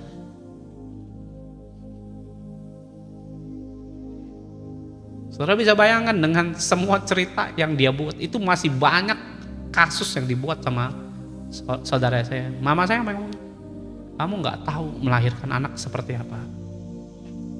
Walaupun dia begitu, dia tetap anak saya. Saya yang melahirkan, saya yang ngebesarin, bukan uang. Saya begitu diam, saudara, gak bisa ngomong. Saya kadang-kadang namanya kasih itu kita nggak ngerti. Nah kalau saudara jodoh daripada Tuhan ya, saya ini orang brengsek. Bagaimana saya bisa jadi orang yang belajar takut Tuhan? Saudara tahu, saya ini kemarahan saya tuh ngeri saudara. Sekarang ini kalau orang lihat, wah itu mah nggak ada apa-apanya dengan saya yang dulu mah. Saudara tahu istri saya berlutut. Ini udah gembel, watak jelek, sombong, pemarahnya mengerikan. Ya saya cuma nggak selingkuh aja udah. Namanya buat dosa segala macam, dia pernah. Udah. Dan dengar baik saudara, istri saya yang berlutut di hadapan Tuhan ngerubah saya. Nah kalau Bapak Ibu seorang perempuan mau jodoh yang dari Tuhan, makanya belajar takut Tuhan tuh gak gampang. Kenapa? Pada akhirnya bisa gak kamu mempraktekkan itu? Ngelihat pasanganmu bagaimana peran takut Tuhanmu itu. Bukan cuma ngomong, oh saya takut Tuhan. Nanti ketemu kasus kayak begini, ngomong, ayo. Di mana? Bisa gak sabar? Ya langsung, ceraikan ya. Ketemu di pengadilan ya.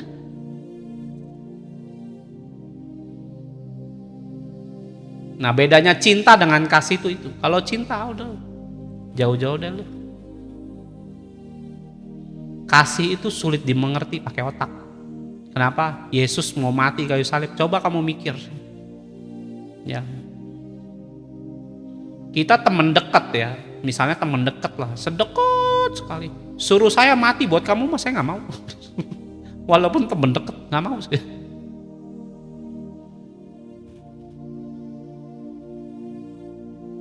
Mati buat saya mau nggak? Nggak ada yang mau. Atau saya tanya balik, Bapak Ibu ada yang mau mati buat saya?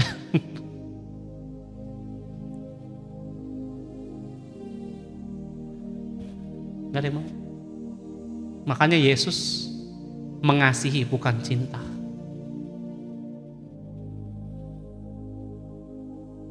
Ada lagi satu hamba Tuhan, ya saya pernah jadi rekan dia buat pelayanan, atau beliau pernah jadi rekan kami buat melayani. Saya kumpulin jiwa-jiwa, ya saya undang hamba Tuhan ini datang buat pelepasan, saudara.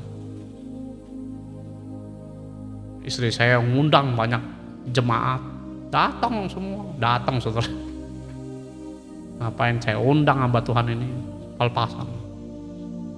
Ya. Terus saya tanya, dia orang Ambon. Saya tanya, Pak, Bapak orang Ambon? Iya. Mohon maaf ya Pak, orang Ambon tuh susah yang bertobat. Saya bilang. Kok ada kayak Bapak, maksudnya pelepasan, serius dengan Tuhan gitu. Sorry ya, mohon maaf ya. Orang Ambon banyak yang Kristen, ngerti tentang firman Tuhan. Saya bukan melecehkan ya, suku ini bukan.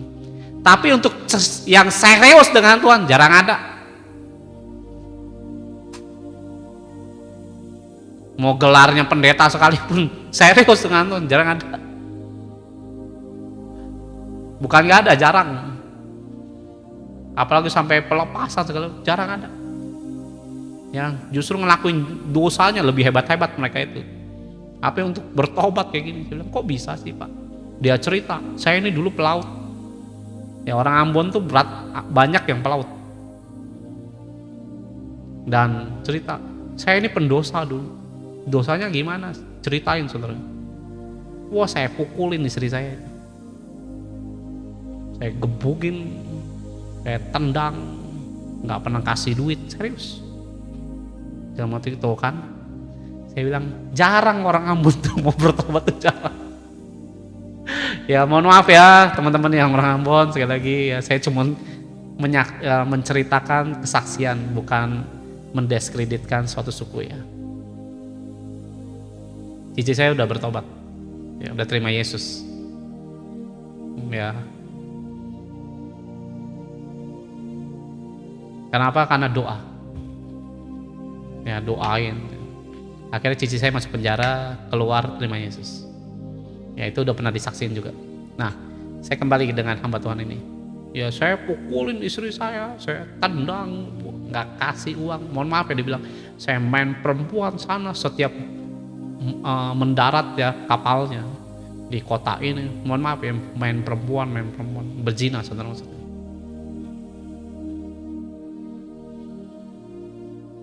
Dalam hati saya serem banget. Terus gimana bisa bertobat, Pak? Saya Kristen tapi kelakuan saya kayak gitu. Sampai suatu hari saya mabok pulang, dalam keadaan mabok. Nyampe rumah saya tidur dalam keadaan tidak sadar, dia bilang.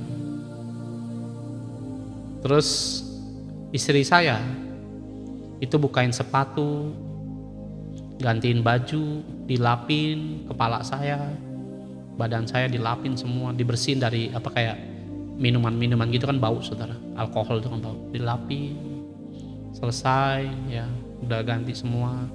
Hampir tiap malam dia begitu kalau pulang. Kalau saudara nggak punya kasih kayak gitu mah layaknya itu perlu dibaptis 15 jam saudara. Ya baptis saya bukan pakai tangan, pakai kaki saudara. Ya pas pendeta mau baptis ini orang, jangan Pak, saya aja yang baptis Pak. Tak ceburin Pak 5 jam.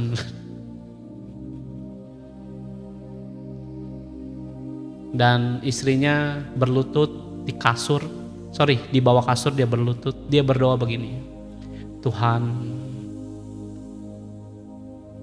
pakailah suamiku jadi hamba-Mu. Waktu istrinya lagi berdoa kayak gitu, saudara tahu ini yang lakinya yang mukulin, nendangin, mabok-mabokan, berzina, nggak kasih duit pula lagi. Ya ini dosanya paket komplit saudara. Ya bukan paket hemat, paket komplit saudara. Dalam keadaan mabok loh. Tiba-tiba sadar. Dan istrinya berdoa seperti itu. Didengar sama dia.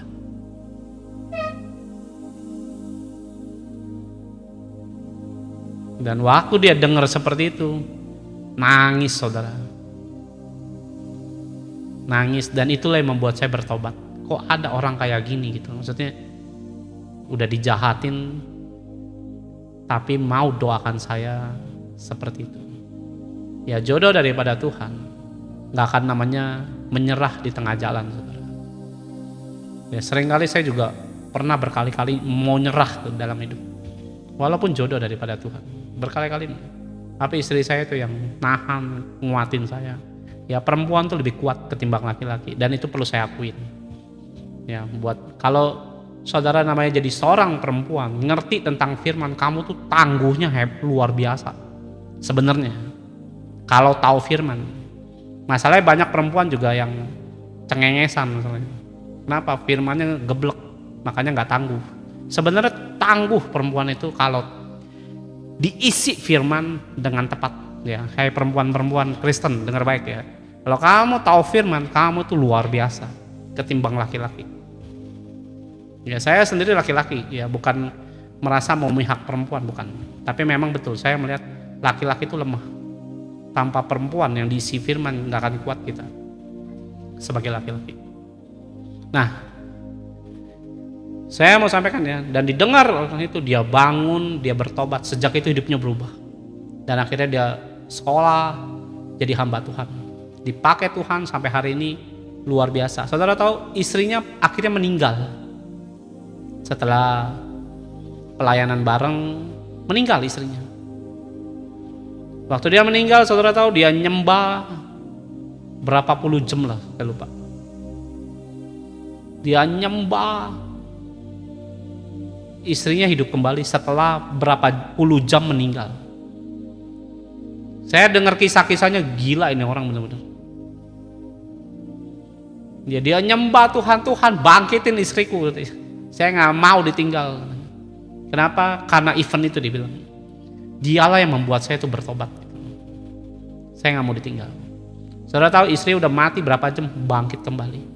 Dan istrinya cerita, saya sebenarnya waktu meninggal dia bilang saya sudah bertemu dengan Yesus. Ya kalau saudara pikir Yesus tuh dongeng, enggak, Yesus tuh beneran ada. Ya, istrinya cerita dan saya ketemu dengan istrinya. Bu, gimana waktu meninggal? Saya bilang, dia cerita. Iya nih, dia nih doain supaya saya hidup lagi. Padahal saya udah ketemu Yesus di atas. Nah waktu saya ketemu Yesus, dia bilang itu. Yesus ngomong apa? Suamimu butuh engkau.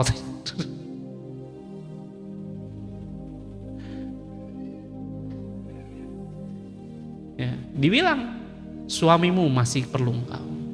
Kamu mau gak kembali? Udah ke sorga, udah ketemu Tuhan Yesus. Akhirnya bangkit kembali setelah berapa belas jam meninggal. Bukan meninggal 1-2 jam, yang meninggal belasan jam, udah mati. Suaminya gak mau kuburin, doain dulu. Akhirnya bangkit kembali saudara dari kematian. Nah kadang-kadang saudara mungkin butuh jodoh yang kayak begini. Tapi ingat, perjuangannya bukan soal kebahagiaan semata. Jodoh daripada Tuhan, kamu pun harus belajar memperhatikan sisi rohani, khususnya juga pria. Ingat ya, pria juga harus belajar, perempuan juga harus belajar. Kita ada bagiannya masing-masing. Kalau prianya main game doang, mohon maaf ya, Hawa tuh jatuh dalam dosa. Kenapa? Adam biarin. Nah ini sebelum saya tutup, saya kasih kesimpulannya. Nah ini yang di akhir Bapak Ibu harus tahu. Ya seperti yang saya janjikan. Pasangan atau jodoh daripada Tuhan, kamu cuma diberi 3 kesempatan sama Tuhan. Ya sekali lagi saya ulangin. Kenapa tahu tentang ini Pak? Tuhan yang ngajarin soalnya. Jodoh daripada Tuhan cuma diberi 3 kesempatan. Dan setiap kesempatan itu berbeda. Yang pertama, kalau Tuhan aku pengen jodoh daripadamu, dicodorin sama Tuhan. Seret. Ini level original. Levelnya beda-beda. Ya mungkin yang level pertama dia takut Tuhan. Ya suka nyembah. Penginjilannya dahsyat, doanya luar biasa. Baca firmannya dahsyat loh. Kasihnya ajaib. Yang original. Nggak mau lah Tuhan. Rambutnya pendek, hidungnya pesek Tuhan, misalnya gitu. Giginya kayak kelinci Tuhan, misalnya begitu. Ya, nggak mau, pinggir. Tuhan majuin lagi yang kedua. Ya, KW 1. Serius. Dimajuin yang grade A. Nggak mau lah Tuhan, nggak kaya. Padahal ini laki, tanggung jawab. Ya, saudara mau ajak pelayanan kemanapun dia mau. Mungkin penyembahannya yang berkurang, nggak seperti yang original ini. Kualitasnya beda. Itu yang Tuhan pernah ajarin. Akan berbeda nak. Dengan yang pertama dengan yang kedua itu akan tidak sama. Mungkin dia nginjil, cuman kalau doa, aduh saya nggak bisa lama-lama. Nah itu kekurangannya dia. Fundamentalnya sama, sama-sama takut Tuhan. Nggak mau Tuhan, kurang kaya ini. Ganti. Saya maunya yang dari suku Jawa Tuhan, mau yang Chinese, maunya yang Batak, maunya yang Ambon, yang Papua. Kan orang Kristen kan cerewet saudara kalau doa. Maunya Tuhan.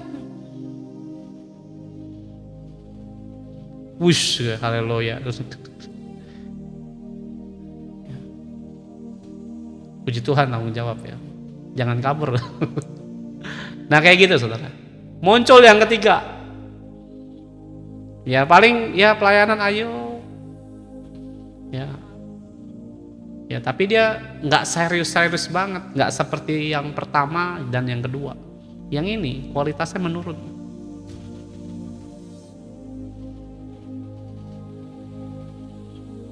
Yang keempat bagaimana Pak? Kamu cari sendiri. Nggak ada yang keempat. Cari yang lu suka. Lu mau dari yang Cina, kayak dari yang Jawa, dari Sunda, terserah lu. Ya. Segala perjalanan hidupmu tidak ditanggung oleh panitia. Ya, tuh ada yang bersaksi. Valid pastor, aku udah ngalamin. Just only 3. Nothing number 4 nggak ada. Nomor 4 lu pilih sendiri. Bawel lo. Ya. Jodoh dari Tuhan kadang bukan selera. Saya maunya rambut panjang, rambut pendek, yang putih, yang dari ini, dari itu, yang kaya, yang miskin. Seringkali nggak muncul dari sisi selera.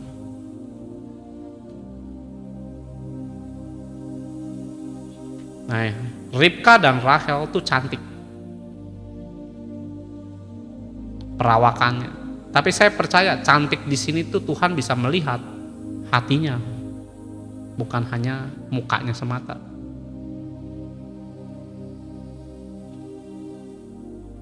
Ya, bukan selera. Nah, beberapa orang maunya persyaratannya gini. Ya, tingginya harus segini saya. Kan ada orang-orang kayak gitu. Saya kadang-kadang ketemu gitu. Jangan ngimpi lu ketemu jodoh dari Tuhan ya. Ketemu hantu lu bener yang ada.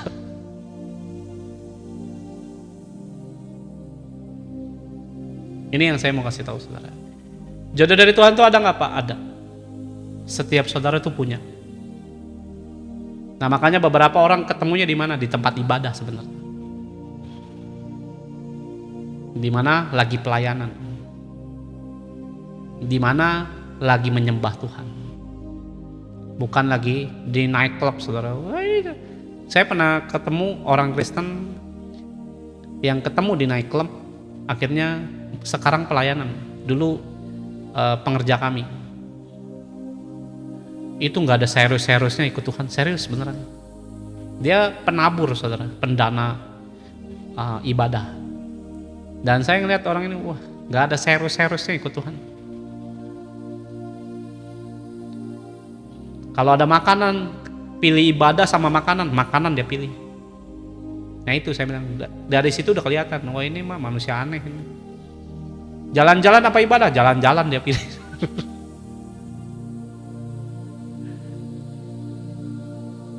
Ya valid ya, betul ya. Udah ngerasain kan. Pak berarti ini, nah setelah dengar khotbah ini, berarti dia bukan pasangan saya Pak. Misalnya gitu. Ingat ya, jangan kamu ceraikan saudara, bukan gitu. Kamu pelajar, kamu perbaiki aja.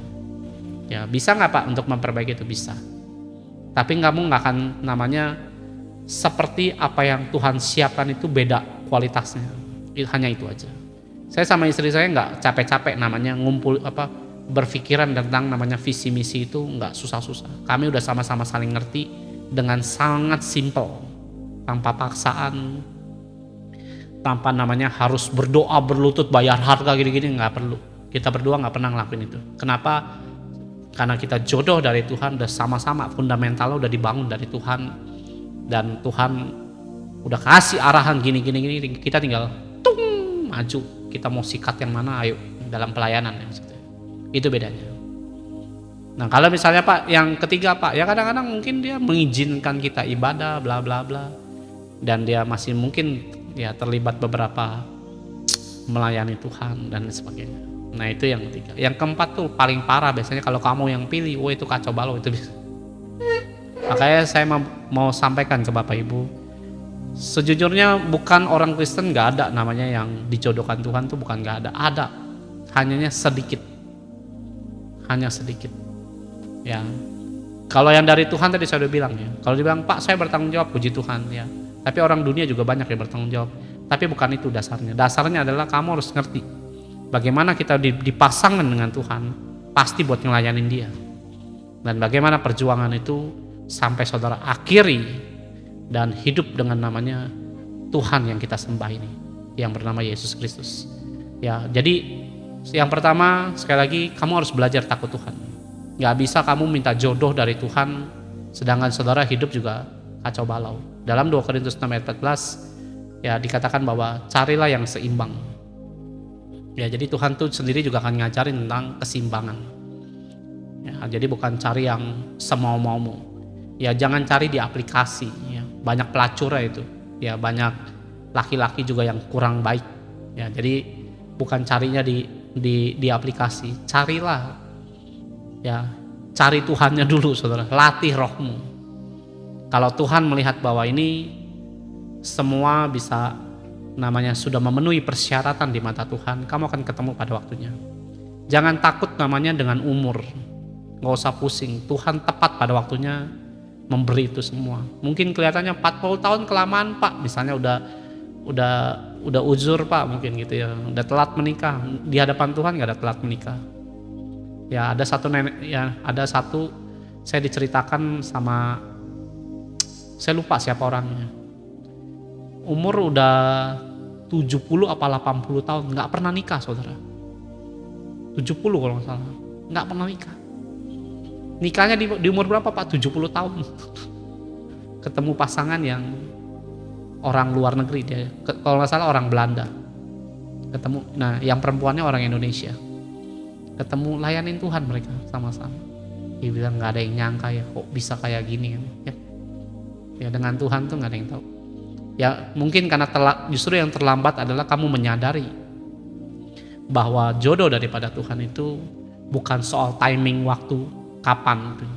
Tapi bagaimana kamu mempersiapkan dirimu secepat mungkin dan mempersiapkan itu sematang mungkin. Mungkin bisa cepat. Kalau ini semua disadari buru-buru. Ya bukan nungguin kapan ya Tuhan ngasih jodoh ya, nggak akan muncul. Sampai Bapak Ibu ataupun juga adik-adik menyadari hal ini. Ya kalau bilang, wah berarti hari ini saya harus mempersiapkan ini, ya memang harus kamu persiapkan. Ya kamu nggak bisa namanya hidup dengan pola pikir dunia, nunggu cari yang kaya. Ya yang kaya juga firman Tuhan bilang apa? Banyak orang kaya masuk neraka. Firmannya di mana Pak? Matius 19 ayat 23. Orang kaya sukar masuk kerajaan sorga. Kenapa? Otaknya dipikirin mulu. Yang kedua adalah minta tanda sama Tuhan. Tuhan, kalau ini daripadamu, aku mau Tuhan. Beri aku tanda. Pasti Tuhan kasih, nggak mungkin nggak, saudara. Kenapa? Karena ibaratnya, mohon maaf ya, Tuhan yang nyomblangin, berarti Tuhan bertanggung jawab. Ya, kamu minta tanda apapun pasti dikasih. Ya, kamu nggak akan kesulitan minta itu. Karena Tuhan memang mau mempersatukan. Jadi Tuhan juga akan namanya meyakinkan hatimu bahwa ini daripada Dia. Nah, itu yang kedua. Yang ketiga, jodoh dari Tuhan itu mengasihi, bukan cinta. Ya cinta mau ada nggak ada itu cepat atau lambat pasti hilang. Ya saudara bayangkan waktu saudara pacaran, ya cintamu itu berapi-api luar biasa saudara ya. Tapi hari ini setelah menikah punya anak satu, nah perasaan yang dulu itu apakah masih punya? Ya sebenarnya mengasihi yang kita harus pelajari. Ya khususnya laki-laki. Kenapa Pak laki-laki? Karena laki-laki seringkali yang buat ulah saudara ya. Yang mengkhianati sebuah pernikahan seringkali. Ya bukan semuanya. Ya, ada juga perempuan tapi kebanyakan laki-laki. Kenapa? Karena laki-laki pakai otak. Ada istri gue udah gembrot nih, udah gak cantik, gak kayak dulu lagi, gak bahenol misalnya. Ya saya laki-laki. Ya, saya juga belajar mengasihi istri. Ya walaupun gak mudah, saya orang agak kaku saudara ya, gak romantis. Tapi saya belajar setia, belajar mempertahankan pernikahan tanpa namanya memikirkan hal-hal yang tentang dosa. Saya nggak mau. Saya tahu bahwa jodoh daripada Tuhan ini saya harus akhiri dengan namanya sebuah kematian ataupun kembali kepada Tuhan atau rapture lah. Ya nggak ada namanya. Kalau ditanya pengen nggak Pak nikah, sebenarnya saya nggak pengen nikah. Kenapa? Hari itu saya nggak punya uang. Jadi nggak ada pikiran pengen nikah. Ya jadi kalau misalnya dari satu dan cara kami sudah berpulang terlebih dahulu. Saya berharapnya saya duluan sih. Istri saya bilang gua duluan. Saya bilang pengen nggak nikah lagi, nggak kepengen. Ya kalau bisa saya nggak kepengen. Kalau bisa nggak kepengen. Ya ini ngomong kalau bisa nggak kepengen. Ya udah selesai, sudah kita lanjutkan perjalanan rohani kita sampai akhir. Kalau saya, ini ngomong kalau ya, bukan ngomongin valid pasti itu. Kalau bisa saya nggak kepengen. Saya pengennya udah kita udah selesai pernikahan ini, sudah jalan lagi dengan apa yang harus kita jalani ya. Jadi harus kasih. Nah ini yang harus disadari. Cinta sementara, kasih itu selama-lamanya. Ada amin saudara. Ya terakhir saya tutup dengan satu ya, kenapa mesti kasih Pak? Tadi saya sudah kasih analoginya. Kasih itu sulit dimengerti, tapi itu sebenarnya sangat istimewa. Nah ya saya tutup dengan satu kesaksian tentang tanda daripada Tuhan. Istri saya punya tante. Suatu hari dia pacaran sama orang luar negeri, orang Amerika masalah lebih muda. Dan akhirnya orang ini sebenarnya takut Tuhan. Dan akhirnya dia pulang ke Indonesia, istri saya yang ceritain ke saya. Pulang ke Indonesia kumpul keluarga. Nah, dari keluarga istri saya itu sering kumpul. Kalau ada apa, mau nikah, acara pernikahan, anak, keponakan, kuliah, macam-macam, pasti itu diomongin di satu keluarga besar ini. Nah singkat cerita diceritakan ada pacar, masih muda, lebih muda sekian tahun lah gitu, dan takut Tuhan, bla bla bla bla, pengen nikahin tante istri saya. Nah setelah omongan itu keluarga tidak memperbolehkan. Janganlah, dia orang luar, kita nggak tahu gini. Akhirnya putus dengan baik-baik. Dan si tantenya istri saya ini menerima nasihat itu, dan ya nggak berantem saudara, tapi menerima nasihat itu. Oh gini pandangannya gitu. Akhirnya putus. Setelah putus pacaran udah lama, 7 tahun apa 8 tahun ya, saya lupa lah berapa tahunnya, pokoknya katanya cukup lama. Dan akhirnya dia pulang ke Indonesia, bla bla bla bla bla, ketemulah satu pria, dan pria ini juga anak Tuhan, melayani, dan tiba-tiba dia samperin, sama lebih muda juga dari si tantenya istri saya ini, dan dia bilang yuk kita nikah yuk. Terus si tantenya istri saya ini bilang boleh kita ke gereja ya. Dan akhirnya dia ke gereja, mereka berdua berlutut, gandengan tangan, bilang begini, Tuhan kalau kami jodoh daripadamu Tuhan, berikan kami tanda. Tiba-tiba si tantenya istri saya tuh lupa, saya mental kalau nggak salah, gitu, pelepasan saudara. Pelepasan ya kayaknya, mohon maaf ya saya nggak tahu persis, tapi ini cuman pandangan pandangan semata lah ya. Nggak tahu dia kayak ditutupin jodohnya, disantet kah atau apa, saya nggak tahu. Atau ditutupin gitu. Pelepasan dulu. Soalnya waktu dia setiap pacaran gagal, pacaran putus. Sampai dia tuh stres. Dan akhirnya datang ke gereja gandengan tangan sama pria yang mau melamar dia ini. Dalam nama Yesus dia berlutut, mental, sempet kayak kayak dibilang pingsan ya nggak pingsan gitu loh, kayak orang kehilangan tenaga itu gimana ya saudara, kalau tahu pelepasan pasti ngerti lah. Dan si lakinya ini bilang sama Tuhan, Tuhan kalau ini daripadamu aku minta aqua. Maksudnya kalau jodoh daripadamu. Saudara tahu, muncul satu botol aqua yang belum dibuka sama sekali, di belakang dia tiba-tiba ada satu botol, padahal nggak ada orang. Ya mungkin malaikat Tuhan lagi beli aqua, oh lo mau minta nih taruh, mungkin saya juga nggak tahu saudara. Akhirnya dia lihat ke belakang, saudara tahu ada satu botol minuman persis yang dia minta. Dan akhirnya menikahlah kedua manusia insan ini jadi suami dan istri dengan cara yang luar biasa. Dan saya lihat mereka juga menikah dengan ya kadang-kadang cukup mesra lah menurut saya ya, ketimbang saya dengan istri saya kurang mesra, tapi mereka itu mesra ya. Nah itulah Beberapa kalau saudara punya anak ya mungkin, Pak saya pengen punya mantu yang takut Tuhan. Kamu nggak bisa lihat sisi harta. Orang dunia akan mengukurnya harta, harta, harta, dan harta. Nah kalau kamu cuma mengukur harta, jangan cari jodoh daripada Tuhan, saudara. Ya saya pernah lihat ada influencer orang Surabaya, dan anak laki-lakinya ini ngelamar si perempuannya, mamanya nggak mau. Kenapa? Karena lu miskin. Padahal anak ini takut Tuhan. Dan akhirnya diperjuangkan, akhirnya mamanya meresmikan. Dia maksudnya menyetujui dia menikah. Setelah menikah kaya raya, saudara.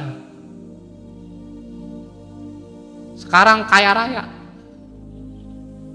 Nggak tahu dia ngapain, usahanya apa saya nggak tahu. Ya dia sering muncul di sosial media dan saya lihat, wah dia ceritain kisah perjalanan pernikahannya dia. Saya sangat cinta dengan dia dan saya ngadep mamahnya. Ingat ya, kadang-kadang kamu tahu itu jodoh daripada Tuhan karena matamu terlalu hijau melihat uang ya, dan berpikir bahwa uang segala-galanya. Kadang-kadang kamu yang nyahin semua jodoh anakmu yang daripada Tuhan. Makanya Bapak Ibu harus belajar firman supaya bukan hanya menimbang soal harta. Ada orang itu yang diberkati setelah pernikahannya berlangsung. Ingat ya, pernikahan terjadi, ada tangan Tuhan yang nge-blessing. Akan terjadi apa Pak? Nggak tahu. Hidup saya mulai berubah itu setelah pernikahan, saudara. Ya bukan sebelumnya gembel, saya nggak punya apa-apa. Setelah pernikahan saya mulai dibawa naik pelan-pelan. Saya berdoa ya, Bapak Ibu mau mencari jodoh buat anak saudara sendiri ya, atau Bapak Ibu sendiri atau saudara atau adik-adik di sini yang ingin punya jodoh daripada Tuhan, kamu harus tahu kamu harus ngapain. Bukan hanya berdoa, bukan hanya nyembah Tuhan, tapi bagaimana saudara mengisi rohmu, mengerti tentang apa itu takut Tuhan, dan bagaimana itu merubah seperti Yakub merubah kehidupannya yang pembohong, pendosa. Dia rubah hidupnya jadi orang yang jujur. Dia disakitin kayak apapun, dia tidak membalas. Itulah takut Tuhan. Nah sejak Yakub bisa melakukan itu, dia terima jodoh yang daripada Tuhan. Begitu juga dengan Ishak. Mencari jodoh, minta tanda. Dan tanda itu bisa hadir dengan ajaib. Karena saya percaya Tuhan memang mempersiapkan itu buat kita semua. Buat apa sih Pak? Buat sama-sama. Kenapa Yesus nggak menikah Pak? Itu juga jadi pertanyaan kan. Karena Yesus Tuhan, nggak butuh penolong. Ya, kita yang butuh. Sebab kita ini lemah. Nah yang butuh penolong siapa? Ya kita. Yesus butuh penolong nggak perlu. Dalam kitab Yesaya berkata, siapa yang bisa menasehati Allah? Nggak ada. Siapakah yang bisa menolong Allah? Tidak ada. Ya, jadi Allah ngapain menikah? Nggak perlu, saudara. Ya. Pernikahan itu kadang-kadang buat saling melengkapi, bukan namanya cari yang cocok ya. Nggak ada yang cocok saudara ya. Ada ucok, kalau cocok nggak ada. Ya kalau nama ucok banyak saudara. Ya kalau saudara bilang, oh ada yang cocok. Yang cocok tuh yang gimana ya? Sama hidungnya kayak kamu, ya ininya 2 cm, rambutnya sama banyak gitu. Yang cocok tuh gimana maksudnya? Sama persis, gitu ya. Adam sama Jono nikah ya, kelaminnya sama, nah kayak gitu cocok, kan nggak cocok. Ya jadi kalau saudara nyari pernikahan, ya kadang-kadang artis ya bercerai. Kenapa bercerai? Kenapa pisah? Tidak cocok. Ini cari cocok yang mana saudara?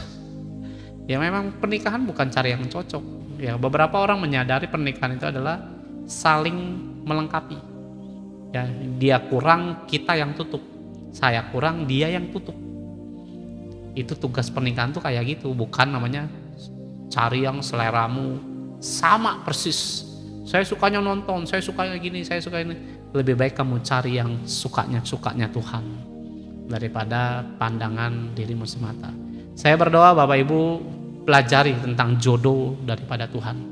Sebab itu akan terjadi mungkin di dalam hidup keluarga Bapak Ibu ataupun juga kehidupan saudara sendiri sebagai anak muda, sebagai orang-orang yang ingin Tuhan terlibat di dalam kehidupan perjodohan ini. Ingat ya, Tuhan bisa siapin itu. Dan memang Tuhan akan siapkan sebenarnya. Kenapa Pak? Karena Adam diciptakan dan Hawa pun diciptakan.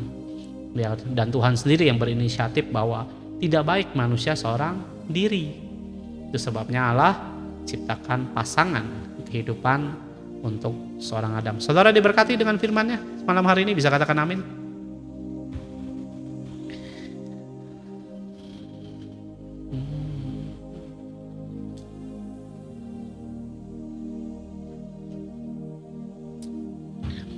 Yuk kita berdoa.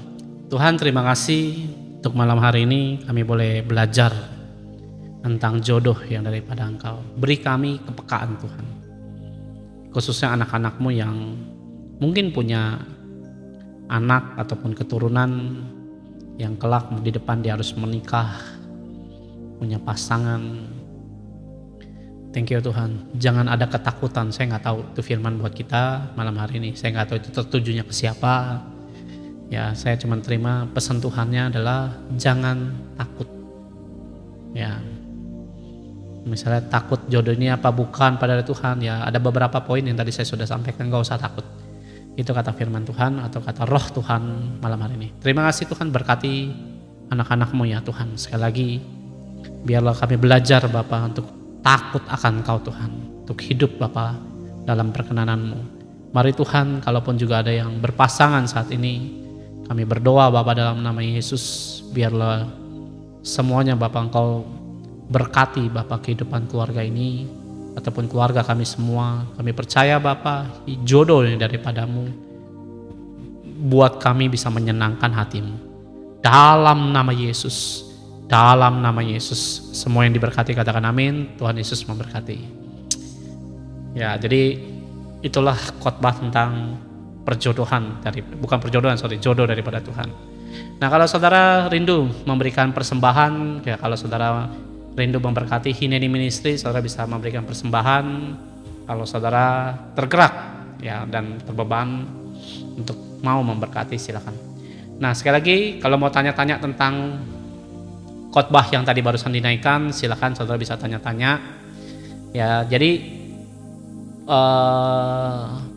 beberapa poin saya sudah sampaikan, dan poin paling penting adalah kamu harus punya kepekaan. Kenapa Pak kepekaan? Karena Tuhan cuma nyodorin 3 pasangan yang daripada Dia. Nah, 3 ini kualitasnya tidak sama, beda-beda. Nah, kalau yang ketiga ini sudah berlalu, bisa diulang nggak? Tidak bisa. Kesempatan atau kairosmu hilang, tidak akan berulang tuh. Jadi kamu minta Tuhan siapkan. Kalau bilang mau dikembaliin tuh, mau di-rewind lagi, nggak bisa. Nggak ada rewind-rewindan saudara. Semua akan bekerja dengan waktunya Tuhan dan tidak ada ulangan-ulangan saudara ya.